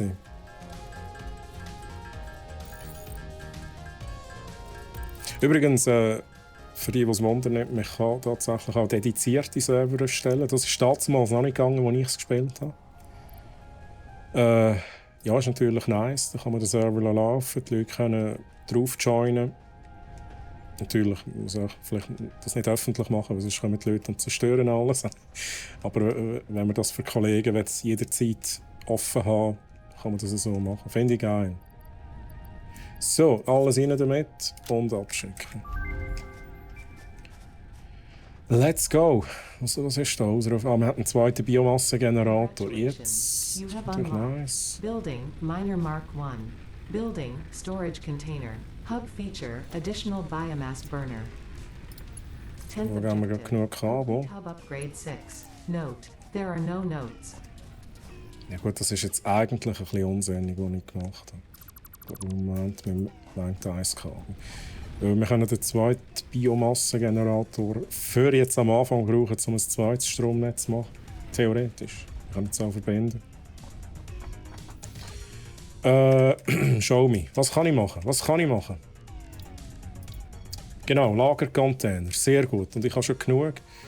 Dann können wir doch da schnell probieren. Jetzt habe ich vorhin gesagt, hey, vielleicht macht es Sinn, wenn wir hier einen Splitter machen. Zweiter Konstruktor, aber anschliessend würde irgendeiner dann schon. Gut, man hat ja dann halt zwei unterschiedliche Lagercontainer. Würde ich sagen, wir machen da mal schnell einen. Vor allem zum zeigen, wie das genau funktioniert. Machen wir schnell ein Förderband rein. Und dann sehen wir, wie das läuft. Da kommen unsere produzierten Eisenplatten. He? Geil. Gehen direkt hier ins Lager rein. Da haben wir auch ein bisschen Platz. Einiges mehr Platz, he? als wenn wir hier nur den Ausgang benutzen von diesen Dingern. Was uns jetzt effektiv noch fehlt, ist der Miner, aber ich meinte, den könnten wir jetzt anbauen. Genau. Wir können einen MK1-Miner bauen. Das machen wir schnell. Für da brauchen wir einen mobilen Miner. Das habe ich schon wieder vergessen, dass wir die auch gebraucht haben für da. Gut. Upsla. Eisenplatten brauchen wir noch ein paar. Hashtag Cello Grüezi. Hallo an alle. Hallo Hashtag. Geht's dir gut? Hast du eine gute Woche gehabt bis jetzt? Schweizerdeutsch, Hochdeutsch. So, ich wollte Platten machen noch schnell. Da kann ich da so einen Miner bauen. Let's go. Beton brauchen wir noch ein bisschen. Es ist auch so geil, dass man das immer direkt sieht, was man braucht. Nicht irgendwie da einen Haufen Notizzettel parat haben und alles notieren. Beides geht, okay. Lebe seit 10 Jahren in der Schweiz. Alles klar, okay, Hashtag. Schön, dass du da bist. So, ja, Hashtag, ja, wie du siehst, wir spielen hier ein bisschen Satisfactory ganz am Anfang. Ich gebe hier einen kleinen Einblick, wie das funktioniert. Ich habe es früher wirklich viel gespielt. Jetzt aber schon sicher 2 Jahre nicht mehr. Darum, ich bin sicher eingerastet, aber vieles weiss ich halt noch. Von dem her. Kennst du Satisfactory Hashtag? Auch schon gespielt, auch schon zugeschaut? Oder für dich komplett neu? Einen Miner wollen wir gerne bauen. Sehr gut. Also, die snappen ein, die Miner, dort wo man sich hinbauen. Man kann die also nicht einfach neu hinbauen, sondern man muss die auf ein Vorkommen stellen. Ich kann sie dann auch drehen. Jetzt muss ich ganz schnell schauen, das wäre wahrscheinlich richtig so. Das ist nicht schlecht angeordnet tatsächlich. Die Miner brauchen Strom. Das müssen wir jetzt hier gerade schnell schauen, ob das noch alles aufgeht. Ich glaube, eins kann ich noch hinhängen. Ja, auch hier irgendwann muss man das einfach wirklich durchdenken, wie da das Stromnetz aufgebaut ist. So sauber wie möglich, wenn man nachher irgendwann 500 Leitungen hat. 50 Strommasten. Alles Krüsi-Müsi, kreuz und quer, dann wird es mühsam. Das kenne ich allzu gut von meinen Anfangszeiten. Du nimmst irgendein Stromkabel weg und dann keine 3 Bases haben keinen Strom mehr nachher. Das ist geil. Ja, aber ein Jahr her, okay. Aber das Spiel kann man immer wieder mal auspacken. Das ist true, Hashtag. Wie gesagt, bei mir ist es tatsächlich noch ein bisschen länger her und ich finde es auch jetzt schon wieder. Ich finde es richtig nice. Es ist wirklich einfach gemütlich. Der Anfang ist easy peasy, aber es ist vor allem Aufbau halt. Und wenn, wenn man so Fundament bauen kann, ist es wirklich so ein bisschen überlegen, wie soll meine Base nachher aussehen, vielleicht ein bisschen voraus überlegen. Ja, und das macht mir schon noch Spass, muss ich sagen. So, jetzt machen wir auf jeden Fall da noch schnell ein Förderband rein. Das ist wichtig, he? Ja, da geht nicht, weil ich zu wenig Platten habe. Aber hey, easy, oder? Platten haben wir da.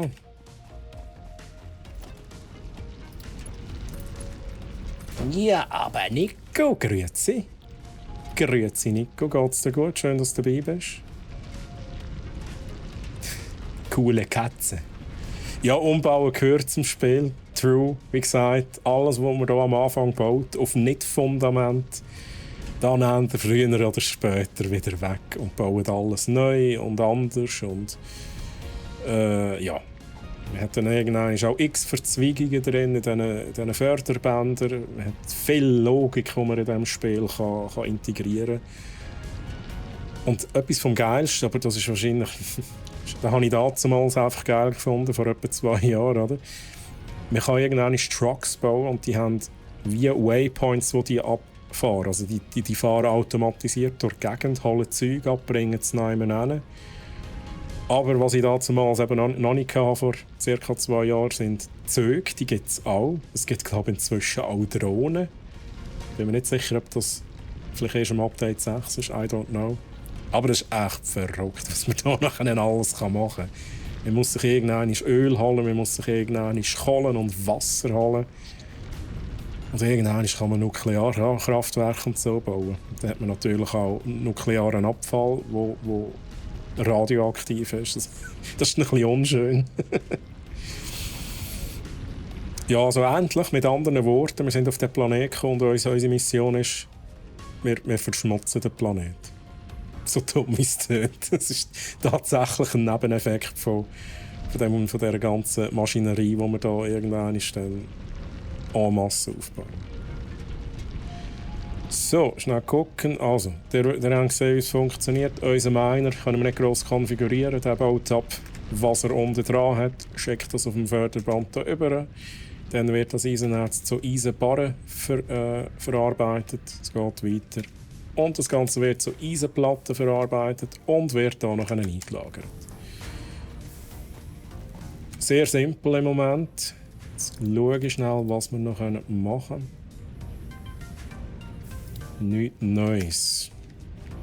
Wir könnten uns jetzt natürlich sagen, hey, wir bauen hier einen zweiten Miner. Macht tatsächlich Sinn. Aber ich werde mal schauen, ob ich schon gleich den Splitter bauen kann. Hub-Upgrade Nummer 6. Weltraumlift. Okay, ich glaube, der braucht recht Material. Wir können... Was ist da? Biomasse. Okay, wir können einen separaten Biomassengenerator bauen. Ja, der Weltraumlift, das ist nachher zum, glaube ich, auf die nächste Stufe gekommen. Also wir sind jetzt Stufe 0, würden jetzt endlich gerne Stufe 1 haben. Ich glaube, Stufe 1 kommt, sobald wir den Weltraumlift gebaut haben. Finden wir mal raus. Wir haben noch ein bisschen Zeit. 100 Eisenstangen, 100 Eisenplatten, Draht und Beton. Schnell überlegen.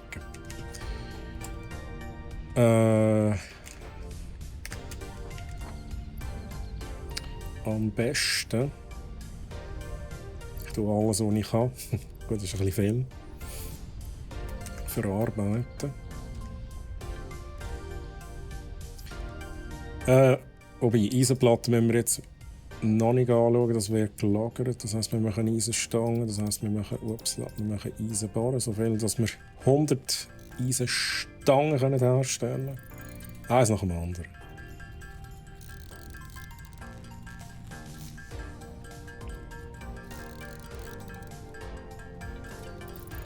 Nico, wie geht's dir? Alles klar? Nico, hast du auch schon Satisfactory gespielt? Ist auch schon gesuchtet. Also ich bin ja der Meinung, alle, die mal mit Satisfactory anfangen, können sicher von einer Weile kommen nicht mehr weg von diesem Spiel. Ja, vielleicht gibt es Leute, die denken, nein, das ist nichts für mich. Kann man ja nicht rumschiessen. Man kann, glaube ich, rumschiessen. Aber es ist, halt, es ist einfach nicht ein Ego-Shooter. Ja, irgendwann muss man da auch ein bisschen die ganze Welt entdecken. Und es hat halt auch Gegner, es hat verschiedene, ich glaube, Biome tatsächlich auch. Oh, jetzt habe ich nicht geschaut. Wie viel ist mal immer noch richtig? Das Verhältnis ist 1:1 bei der Stange. Okay.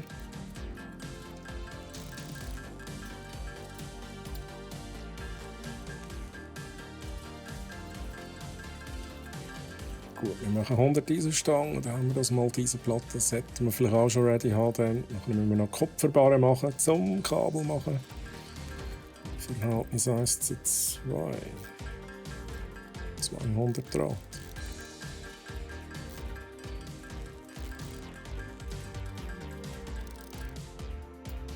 Also ich will schnell schauen, mit Leertasten kann ich... Die Leertaste ist die Alternative zum Mausklick. Sehe ich das richtig?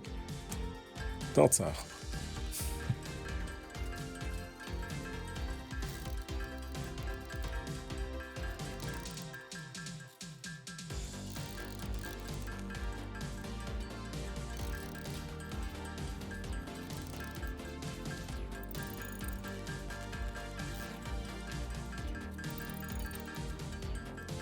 Ja, das dauert halt damals ein bisschen.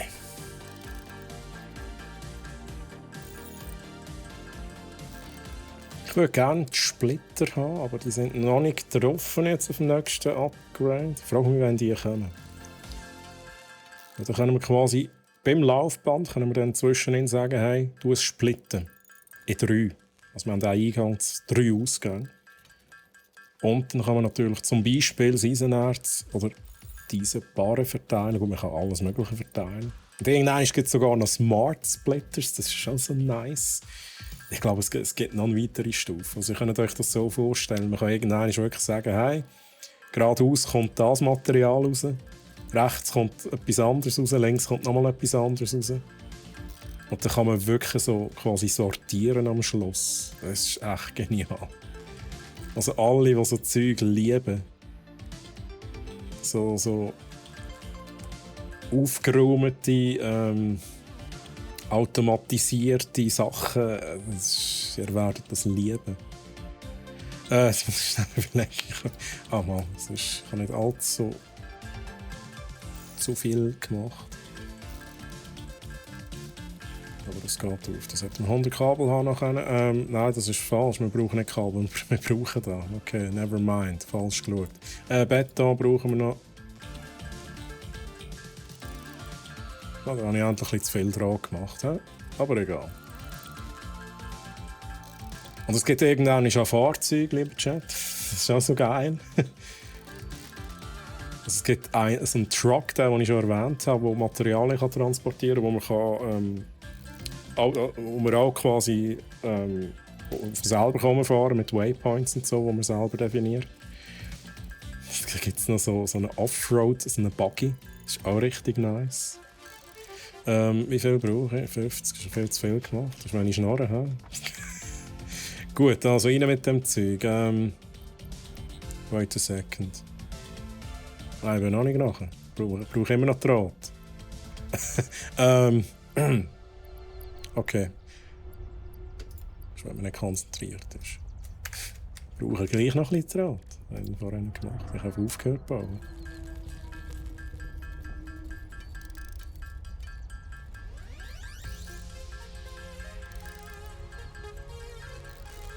Also 61 Draht. Dann haben wir das. Let's go, rein mit dem Zeug. 100, dann haben wir noch Eisenplatten, die sollten ready sein. Oh, es stockt sogar schon. Wieso stockt es? Wieso stockt es genau? Weil dann... Aha, wait a second. Jetzt ist die Frage, wieso stockt es? Haben wir keinen Strom mehr? Ja, wir haben keine Blätter mehr. Ja, das ist jetzt so eine Sache. Da muss man auch am Anfang vor allem muss man da immer manuell... Oh, das sind nicht Blätter gewesen, mein Gott. Das sieht nur aus wie Blätter. Oder ist es Blätter gewesen? Nein, das war Eisenerz. Keine Blätter mehr. Da habe ich ja noch. Ein bisschen wenig. Okay, ich habe es durcheinander mit Lager und Inventory, so wie es aussieht. Ich meine immer das ist mein Inventory, dabei ist es gar nicht so. Da, Blätter. Der Roy ist ein bisschen verwirrt manchmal, gehört dazu. So, Blätter, da haben wir wieder Strom. Hat jetzt wenigstens genug von diesen Platten gemacht? Ja, das sollte lange.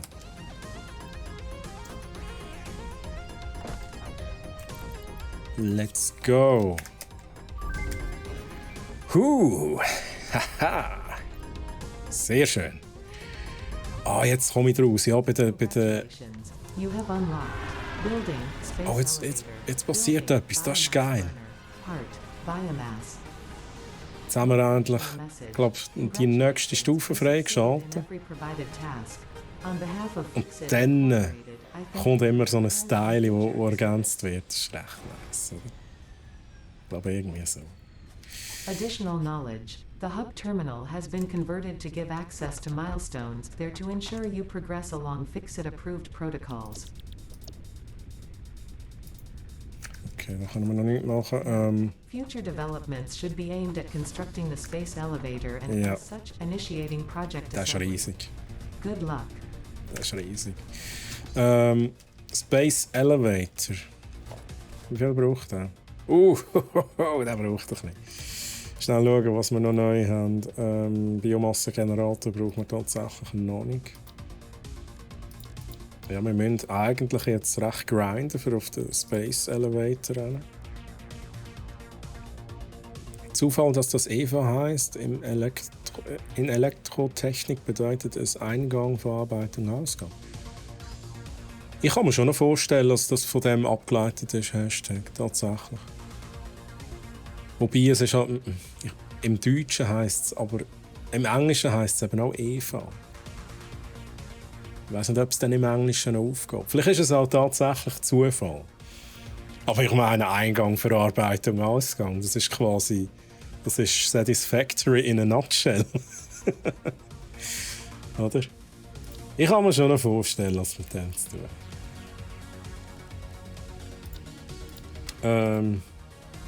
Ja, wir haben gesagt Space Elevator. Ja, das ist heftig. Das ist heftig, aber wir probieren es mal schnell. Wir brauchen nur 1500 Draht. Easy. Aber das Problem ist halt, wir können keinen Splitter machen. Das heisst, wir können hier höchstens noch das zweite Eisending anzapfen. Machen wir jetzt halt einfach. Ja, wenn ich jetzt den Miner aufhebe, dann verliere ich die Material. Ich habe eh schon zu viel Material dabei. Ich nehme es jetzt einfach schnell mit. Wir machen jetzt da.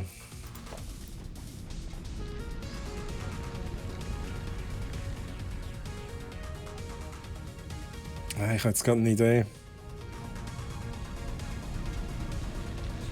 Nein, ist doof. Ist doof. Wir haben ein bisschen viel Erz. Ich dachte, wir könnten noch einen Lagercontainer machen vorher, aber das Ding ist halt nicht schnell. Ich muss mal schnell aufräumen.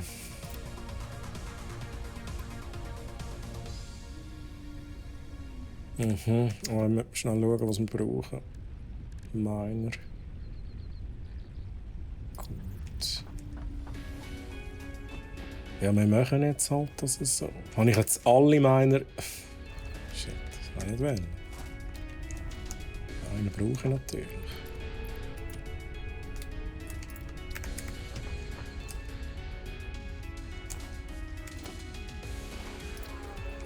Gut, wir machen das halt schnell so parallel. Machen wir das Ganze nochmal. Wir können leider keinen Splitter machen, das heisst, wir machen die Konstruktion nochmal und wir haben schon wieder keinen Strom. Ja, jetzt ist halt ein bisschen das Problem. He? Ja, glaube ich. Ich muss da was machen. Ja, kein Draht. Es fehlt mir alles. Schnell ein bisschen Draht machen. Ja, da habe ich schon.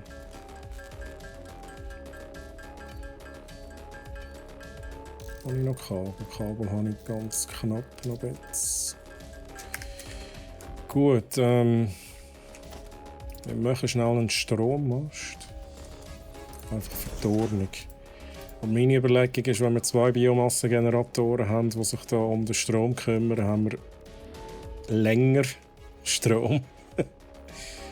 Und darum mache ich das schnell so, der kommt weg. Dann mache ich hier Stromleitung hin und tue die verbinden. Nein, es gibt keine kurzen, wenn man das macht. Und dann kommt es hier über. Das heisst, wir haben jetzt 2 Biomassengeneratoren, die sich hier um den Strom kümmern. Das heisst, aber jetzt müssen wir Blätter suchen. Also suchen, sammeln. Blätter sind einfach Gebüsche. Da wäre jetzt mein Makro schön, wo einfach immer schön durchgeklickt. Schnell schauen, habe ich das nicht aktiv? Tatsächlich nicht. Wäre schön, wenn wir auch draufbleiben auf E, aber nein, man muss immer wieder drücken. Schnell schauen, dass ich hier vorbereitet bin auf Gegner. Oh, und ich muss zudem noch schauen, dass ich Inventarplatz habe.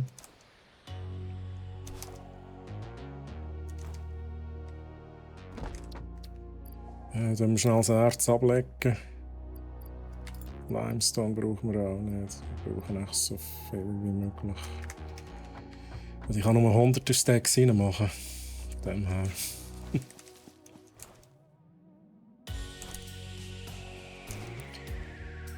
Grün ist übrigens nicht gut. Ist giftig und so. Ich kann es schnell vorführen. Ja, ist nicht gut.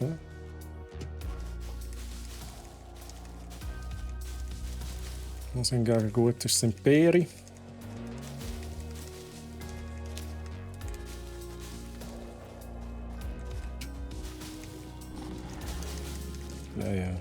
Ja, ihr Lümmel. So, jetzt früh kommt. Ja, ist ein bisschen viel los da. Autsch.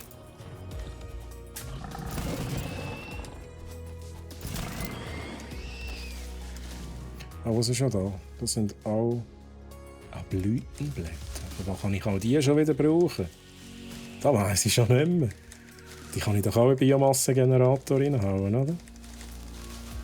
Da brauchen wir die für Farben. Irgendetwas kann man noch mit Farben machen. Man kann, glaube ich, Gebäude anmalen.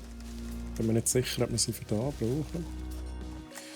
Schnell schauen, dass wir es nicht übertreiben. Aha, 500er Stack kann man rein tun. Jetzt gehen. Wir können noch etwas sammeln. Das ist alles geräumt.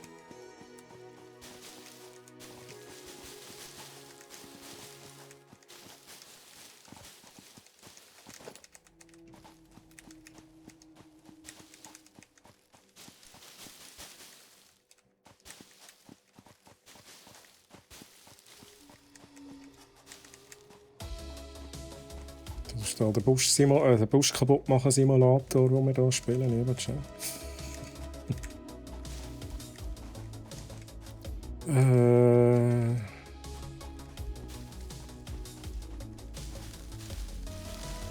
bin mir jetzt wirklich nicht sicher, ob wir Blütenblätter auch rein tun können. Ich muss das schnell probieren. Ja, das geht auch. 12 pro Minute. 80 pro Minute. Ja, da müssen wir aber Blüten rein tun. Vor allem, wenn es auch 500er Stacks sind. Holy. Okay. Also, es verbraucht viel weniger Blüten, als es Blätter braucht. Darum machen wir das jetzt.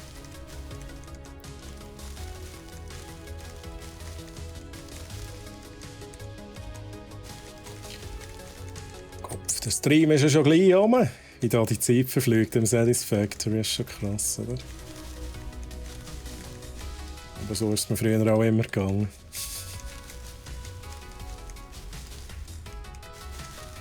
Wochenende schnell irgendwie denkst, jetzt gehe ich schnell ins Satisfactory rein, oder? ein paar Sachen bauen. Plötzlich ist irgendwie 3 Uhr am Morgen. Du denkst, okay, geil. So, wie viel haben wir? 370 Stack, ja, easy. Wir hier noch ein bisschen sammeln.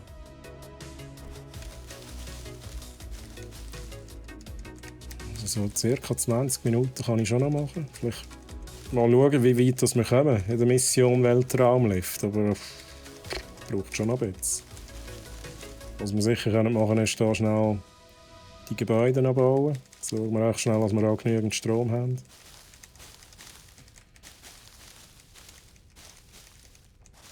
Ja, ich glaube nicht, dass wir den Weltraumlift heute noch schaffen. Sicher auch ein Spiel, das ich noch ein paar Mal streamen werde. Ausser der Chat sagt, nee, ist nicht interessant. Dann müsst ihr es melden. He? Was aber sicher noch kommt, kann ich euch schon mal sagen. Es wird The Last of Us Part 1 rauskommen. Die jetzt auf meinem Channel aktiv sind, denken jetzt, what the hell, Troy, das hast du doch erst gerade gespielt. Ja, ich habe das Original gespielt, aber was rauskommt, ist das Remake. Und das werde ich hier zumindest anzocken. Um so ein bisschen den Vergleich sehen, Vergleich erklären, was ist neu, was ist anders, was ist besser, was ist schlechter. Aber wenn es euch dann auch dort Spass macht, im The Last of Us, werde ich auch das ein paar Mal streamen.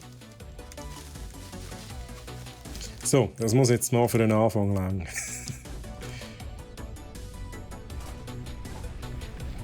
So, rein hier. Okay, ja, nevermind, wir haben sehr viel gesammelt. Okay. Kann ich gerade füllen. So. 2x500er Stacks, 12 pro Minute verbraucht. Das ist nice. Sollten wir ein bisschen Ruhe haben. Es produziert. Wir schauen schnell. Wir haben 134 Platten. Jetzt machen wir die gleiche Konstruktion hier auch nochmal. Easy. Und dann machen wir aber Rohr. 400 Rohr, 250 Platten. Ja, Flöru, grüezi, merci für den Lurk-Support, danke vielmals. So. Jetzt werden wir überlegen, werden wir rechnen, was muss ich machen. Zuerst mal einen Schmelzofen, ich habe genug Material tatsächlich.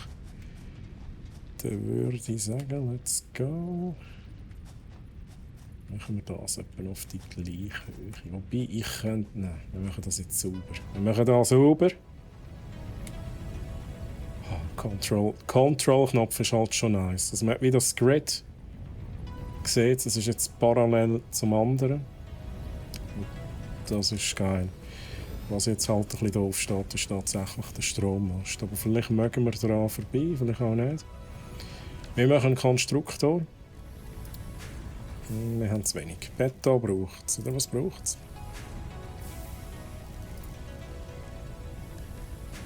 Schon schauen, wir machen noch Container. Der Rest ist okay. Also. Ja, nein, der Weltraumlift ist mir jetzt ein bisschen im Weg, ehrlich gesagt. Schon schauen. Den wieder rausnehmen. Verstärkte Eisenplatte. Was brauchen wir da schon wieder? Schrauben. Wie viel brauchen wir? 2. Dann brauchen wir noch ein bisschen Kabel. Und wir brauchen noch ein bisschen Rohr. Röhre. Ah.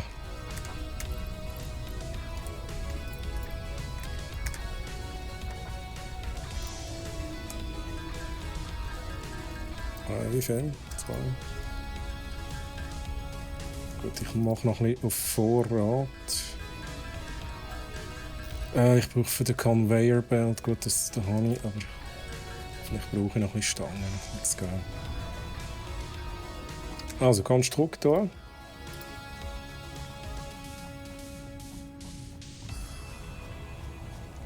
Nein, dann. Wir schauen mal, dass wir den direkt nebendran bauen können. Ist halt tatsächlich ein bisschen doof, weil sie sind halt unterschiedlich breit. Das heisst, es ist jetzt einfach alles rechtsbündig, aber egal. He? Das ist Perfektionismus.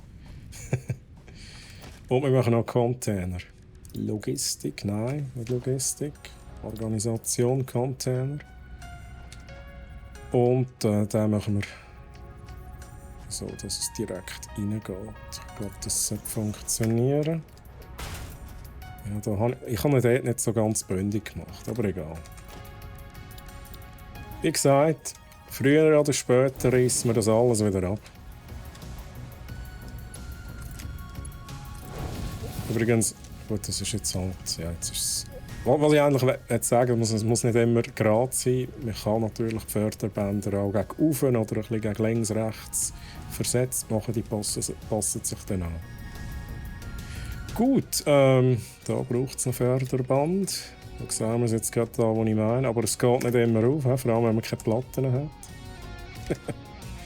Wo sind die Platten? Das ist nicht der.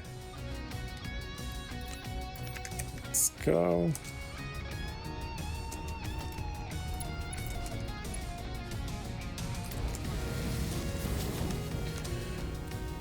Natürlich könnte man hier auch ein bisschen, ich kann das schnell zeigen. Was wir hier natürlich auch machen können, sind die Fördermäste. Haben wir jetzt nie gebraucht. Wir können theoretisch sagen, hey, ich will das schön hier. Kann man sagen. Ich weiß nicht, ob ich das so schön hinbringe, wenn ich jetzt da erzähle. Aber auch, dass ihr die Idee versteht.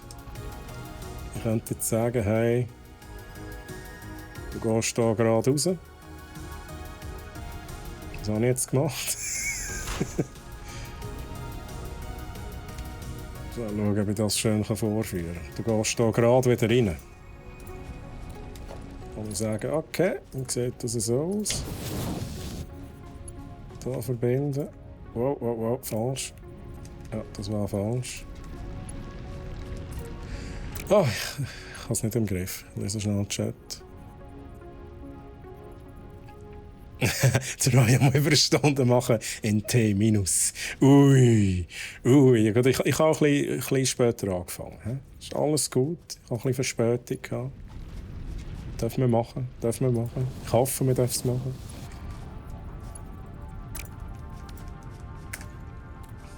Vielleicht schießt mich nachher jemand zusammen und sagt, nein, Troy, das geht gar nicht, oder? Geht gar nicht. Und so sprechen mich die Leute auch immer an mit Troy. Das ist der Name, der im Arbeitsvertrag steht. Troy. So. Auch als ich das mal schnell gezeigt habe. Man kann es halt ein bisschen schöner machen. Es ist dann nicht so random irgendwie mit den Förderbändern das Zeug durch. Man kann es so ein bisschen Ordnung reinbringen. Ja? Sagen da, verbinden da, gerade und da, gerade. So lange wie du willst von mir aus. Das ist doch schön, Nico. Das ist doch schön. So, jetzt muss ich da noch schnell schauen. Passiert hier was? Wir haben ja gar keinen Strom auf diesen Dingen. Ja, jetzt Strom. Jetzt fängt das an. Übrigens, hier haben wir es dran vorbeigeschafft. Aber pro Strommasten können wir nur vier Verbindungen machen. Das heisst... Das muss ich schon überlegen. Da kommt es hin, dann haben wir es verteilt. Ich habe schon 4 dran.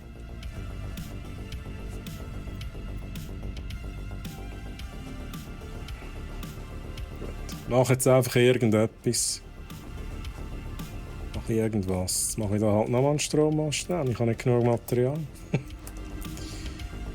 Was brauche ich noch? Draht.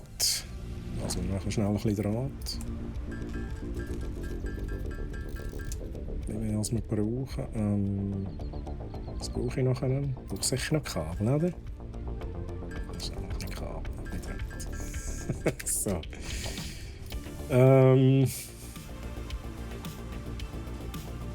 Das ist echt immer so die Frage, wie macht man die Stromverteilung, dass das irgendwie gut aussieht, dass es irgendwie schön aufgeht. Ich mache jetzt auch irgendetwas. Den hier müssen wir nicht... Oder müssen wir den entfernen? Wir könnten den entfernen, dann steigt uns aber schnell da die Produktion aus. Wir können aber sagen... Okay, wir machen das so... Nein, wir machen jetzt... Ich muss es schnell wegnehmen.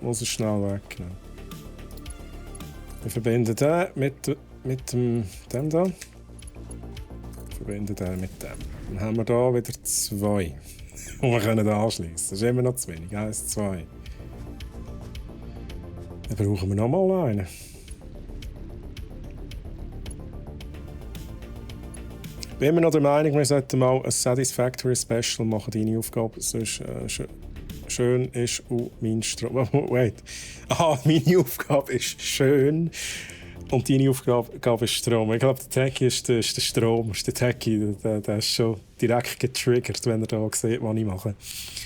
Techie fand das echt eine gute Idee. Ohne Scheiß. Das können wir gerne mal machen. Ich habe das Gefühl, dann, wenn eben das Update 6 Mal wirklich auf diesem Bild ist, dann würde ich eben schon gerne wieder mal so eine Satisfactory-Runde starten. Auf meinem Channel. Und dann können wir das wirklich gerne mal angehen. Wie gesagt, ich bin einfach... Du bist der Stromer, das ist okay. Mit Strom schlage ich mich tatsächlich nicht gerne um. Aber ich bin der Tube Master, das habe ich schon mal erzählt. Und für die jetzt nicht wissen, was zum Teufel schnarrt der Triads von Tubes. Es gibt in diesem Spiel ein Transportmittel, später dann. Das sind Tubes, wo man rein kann. Da saugt es einem die Tubes rein. Und dann kann man sagen, wo ist der Eingang. Und dann kann man da über die ganze Map kann man Tubes machen. Und dann kommt man irgendwann wieder raus. Das ist mega geil. Ja, und das habe ich immer gerne gemacht, so die Tube-Geschichten. Was wir definitiv noch mal brauchen, ist jetzt ein Strommast. Ich glaube, wir kommen nicht drum herum. Also es ist echt nicht so schön, was ich da gerade mache. Alles ein bisschen gefreestylt. Sagen wir, verbinden mit dem. Dann haben wir noch den, der Strom braucht. Und den, der Strom braucht. Gut, jetzt schauen wir schnell, der weiss wahrscheinlich nicht, was er machen muss. Ich würde sagen, was brauchen wir für den Weltraumlift? Wir brauchen Draht, brauchen wir viel, aber da brauchen wir Kopf, das bringt uns nichts. Schrauben brauchen wir nicht. Wir machen direkt Eisenstangen. Du ist klar, du machst Eisenbarren. Kopfbarren kannst du logischerweise nicht machen. Also es würde auch nichts passieren dann. Und ja, ich glaube, das läuft. Funktioniert. Erz zu Kupfer. So Stangen. Komm, zeig mir so eine Stange. Damit ich weiss, dass es funktioniert. Sehr gut. Jetzt bin ich stuck. Ja, war geil, lieber Chat. Das Gameplay endet mit «Der Troy ist stuck». Was gibt es da an Unstuck-Befehl? Techie, du weißt das sicher. Sehe ich auch genauso. Sobald es stable ist, wäre es nice mit Server und so. Ich schreibe ja, machen wir. Techie, machen wir das so. Also wieder einsteigen ist wahrscheinlich nicht das Richtige, oder? Techie, wie kann ich mich unstuck machen?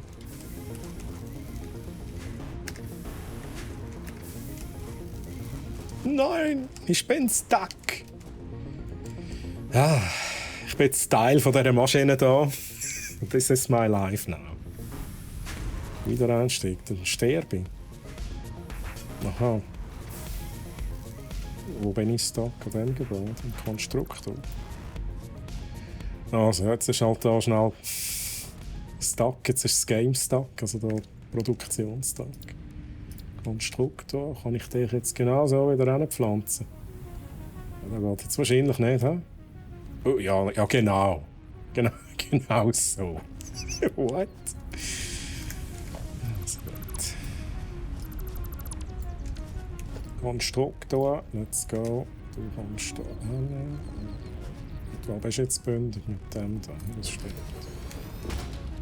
Ja, das habe ich da. Ich weiss gar nicht, bin ich früher auch immer stuck geblieben. Das ist, glaube ich, eher selten der Fall, oder? Was ist hier los mit dir? Wieder am Umstressen, oder? Dann säckelt er wieder davon, hä? Also, jetzt gehe ich da schnell killen. Dich gibt es jetzt zu essen, hä? Ah, du bist ja gar nicht... Du bist ja friendly, sorry! Ich glaube, die greifen gar nicht an. Nein, easy, Techie, mein Gott, nein, ist gut.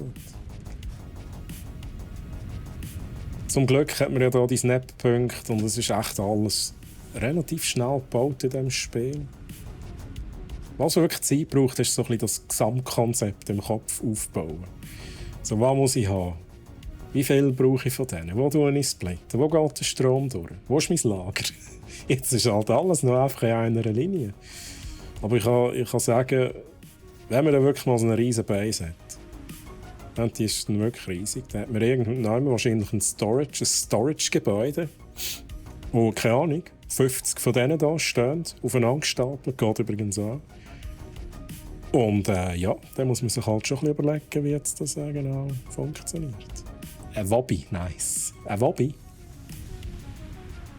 Ist das Viech gewesen? Der Wobby? Ah, Wobby? Nice. Wobby hast du schreiben, okay. Oder hast du geschrieben? Ja, lieber Chat, schnell gucken, ja, den möchte ich nicht abbauen. Aha, das habe ich gar nicht gesehen vorhin. Ich muss ja nicht zwingend den Weltraumlift machen. Ja.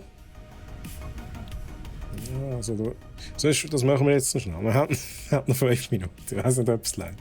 Also wir schauen es uns noch schnell an. Wir haben ein Upgrade, wo wir Fundament bauen können. Ich finde das tatsächlich noch wichtig. Sobald wir Fundament haben, würden wir aber alles neu aufbauen. Vielleicht ist das etwas fürs nächste Mal dann. Wir können die Wände machen. Ja, ist meistens für schön, aber vor allem, wenn wir eine Höhe bauen wollen, mehrere Stockwerke haben mit Produktion und Lager und weiss ich nicht was, dann brauchen wir die Wände tatsächlich. Wir haben Splitter, geil. Das ist das neu? Verbindet bis zu 3 Förderbänder zu. Ah, das ist das Gegenteil vom Splitter. Ja, mal logisch. Man hat 3 Eingänge und 1 Ausgang. Man kann Förderlift machen. Das ist genau da, wenn man in die Höhe geht, in die Höhe baut. Mehrere Lagercontainer aufeinander hat, dann kommen hier die Förderlift zum Einsatz. Ich glaube, die hat es noch nicht gegeben, letztes Mal, als ich das gespielt habe.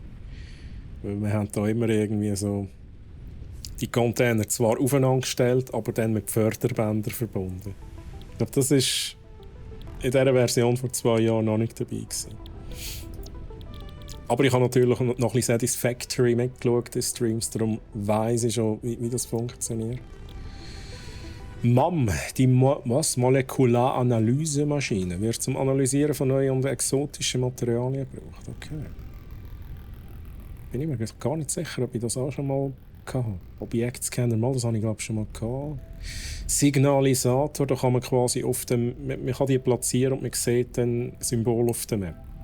Es ist praktisch, wenn man etwas findet, wie ein Vorkommen, wie sonst irgendetwas, was interessant ist.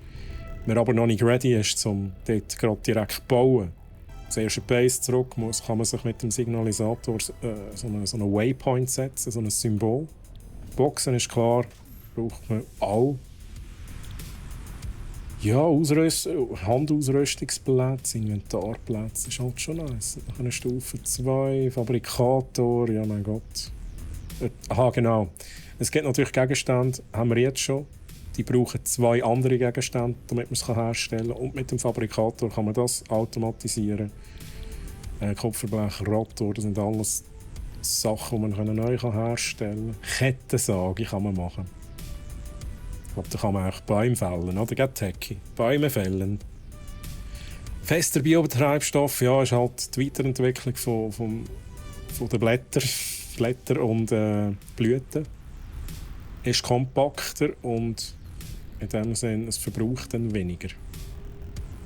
Ist auch nice, aber braucht es noch ein gewisses Zeit lang. Das ist etwas, was ich nie gross gebraucht habe. Man kann eine Sprungfläche machen und ein Landepad. Dann fliegt man so mehr oder weniger im Zeug rum. Bäume und Sträucher. Okay, alles klar. Mit der Kettensage kann man Bäume und Sträucher schnell vernichten. He? Wie gesagt, die Mission ist, macht den Planeten kaputt. Mehr oder weniger. Was können wir noch machen? Der Awesome Shredder. Genau, das ist noch speziell. Das habe ich einmal gesehen. Noch. Das habe ich, glaube ich, einmal probiert. Da kann man aufstellen und alles, was man irgendwie überschüssig hat, Material, das einfach nie mehr Platz hat, kann man dort reinleiten oder reinlegen von Hand. Und das tut es zerschreddern. Und ich glaube, da kommen so Coupons kommen raus.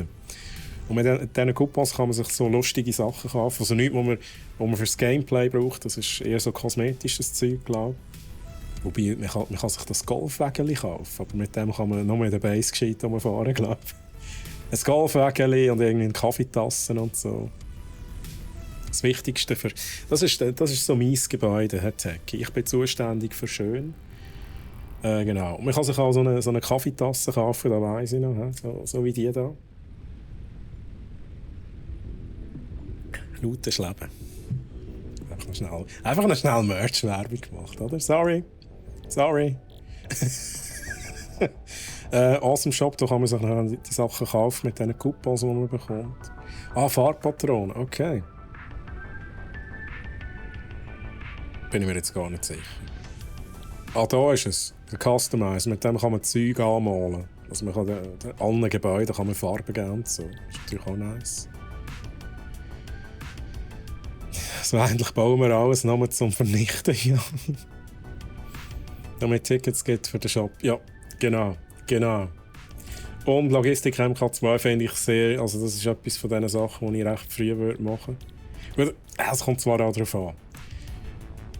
Also was man da machen kann, sind die besseren Förderbänder. Man kann stapelbare Förderbandmasten machen, die also mehrstöckig sind. Und die schnelleren Lift. Und man braucht es halt in dem Moment, wenn man zum Beispiel merkt, man muss schnell schauen, ob man es sieht. Genau, ich glaube, anhand von dieser Zahl sieht man immer, wie viel kommt jetzt da raus. Da kommen 60 pro Minute raus. Und das Förderband, das wir aktuell haben, kann 60 pro Minute transportieren. Das heisst, es geht genau auf. Der meiner MK1 liefert genauso viel Material, wie das Band kann transportieren kann. Aber ja, irgendwann, vor allem wenn man es dann auch zusammennimmt, zum Beispiel mit einem, es ist nicht der Splitter, das andere, der halt mehrere Quellen zu einer zusammenfasst, dann muss man sich irgendwann überlegen, okay, dann geht es nicht mehr auf. Dann ist das Förderband zu langsam, also kann ich tatsächlich mehr rausholen mit dem MK2-Förderband. Dann wird es halt wichtig. Zu dem, was ich auch noch lustig finde, vor allem an den MK3-Förderbänder. Ich weiss nicht, Techie, ob du das auch so gemacht hast. Ich habe die immer schnell aufgestellt. Und dann, wenn du das Jetpack hast, kannst du auf das Förderband drauf und dann jeitet es dich schnell vor. Dann kannst du kumpen und das Jetpack aktivieren und dann fliegst du schnell durch die Luft durch. Das habe ich häufig gemacht. Vor allem am Anfang, wenn du die ganzen Tube-Systeme noch nicht so hast, ist recht gut. So. Ja, Chat, das ist soweit. Ich muss langsam beenden. Ich hoffe, es hat euch gefallen. Hier. Ein bisschen satisfactory. Ich würde sagen, wir machen hier definitiv weiter. Nicht, schnell überlegen, nicht nächstes Mal, ist das richtig? Mal nächstes Mal, Mama.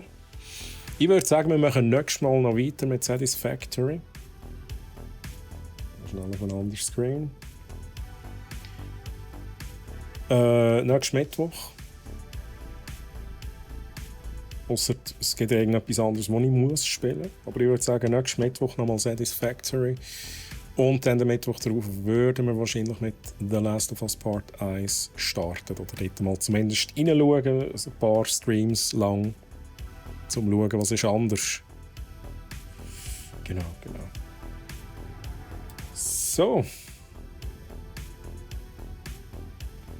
Jetzt schaue ich schnell, was ist denn der Plan noch diese Woche? Gibt es überhaupt noch etwas? Ich glaube, alle haben schon gestreamt die Woche, oder? Schnell schauen.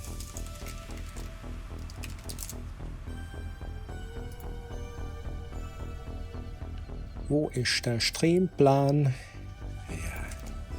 Ich bin wieder nicht vorbereitet, haben sie so.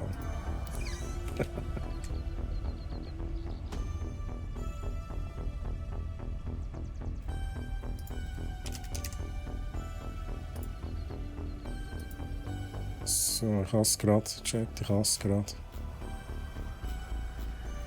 Hier. 19. August, ja, das ist es. Ja, es gibt... Mein Stream war diese Woche tatsächlich der letzte, weil wir haben ja den Podcast am Ende gehabt. Wir haben Klemmbausteine gestern gehabt. Und das heisst, der nächste Stream wäre wahrscheinlich wieder am Montag, ja, wieder Podcast.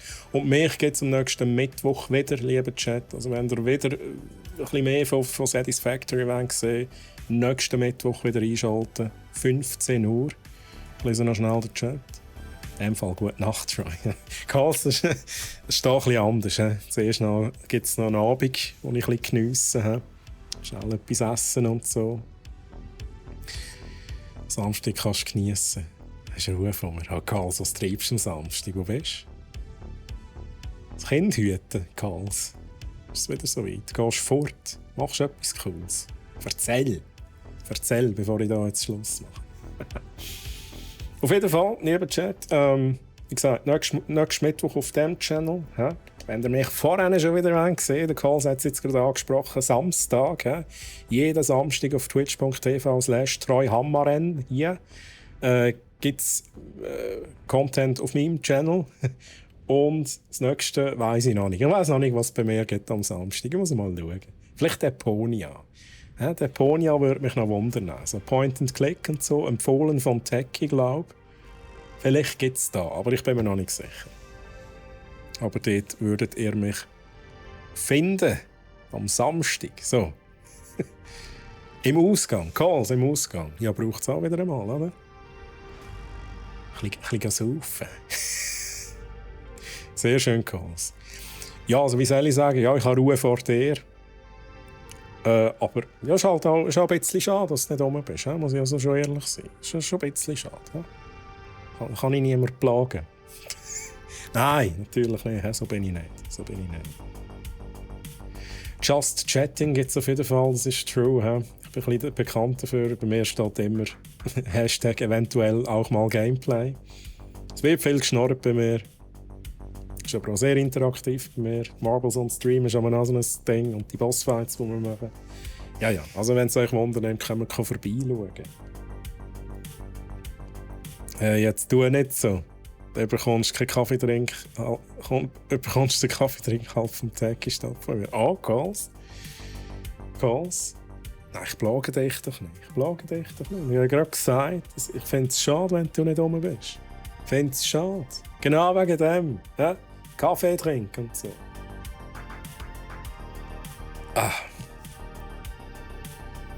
Wir haben das Konzert. Ja, easy. Techie. Kein Stress. Du weißt, wie das läuft. He? Alles cool. Aber in dem Fall noch. Also du gehst an ein Konzert? Nein, die haben ein Konzert wahrscheinlich. Dann muss ich viel Erfolg wünschen am Samstag. Ja, ich glaube, Karls, dann muss ich ein bisschen Wasser parat machen. Ich muss ein bisschen Wasser haben. He? Ja. Werde ich schon überleben. Um 11 Uhr darf ich dann meinen ersten Kaffee trinken. Ja, geil, Techie. Wie gesagt, viel Erfolg. Ich glaube, ich muss doch auch mal schauen an so ein Konzert. Gut, wenn es am Samstag ist, wird es schwierig. Irgendwann muss ich da schon mal schauen, was der da so treibt. Ja? So, also, ich darf nicht zu viele Überstunden machen. Ich muss hier langsam beenden. Schnell gucken, habe ich alles erzählt, was ich erzählen muss? Ja, ich glaube es. Also, lieber Chat, bringen wir auch nicht. Ist ja nicht nur am Samstag. Ja, ja, wir bringen beides hin, dass ich mal an ein Konzert komme und dass wir Satisfactory zusammen spielen. Ja, nicht am Konzertzug.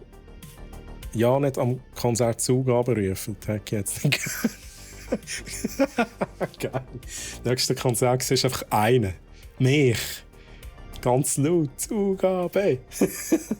Sehr gut. Okay. Gut zu wissen. Aber Calls, Techie, lieber Chat, alle, die dabei waren, alle, die mitgeschaut haben. Schön, dass ihr dabei sind. Ich wünsche euch noch eine ganz schöne Restwoche. Und in dem Sinne bis nächste Woche, wenn es weitergeht mit Satisfactory. Genau. Merci vielmals. Schönen Abend zusammen. Bye bye.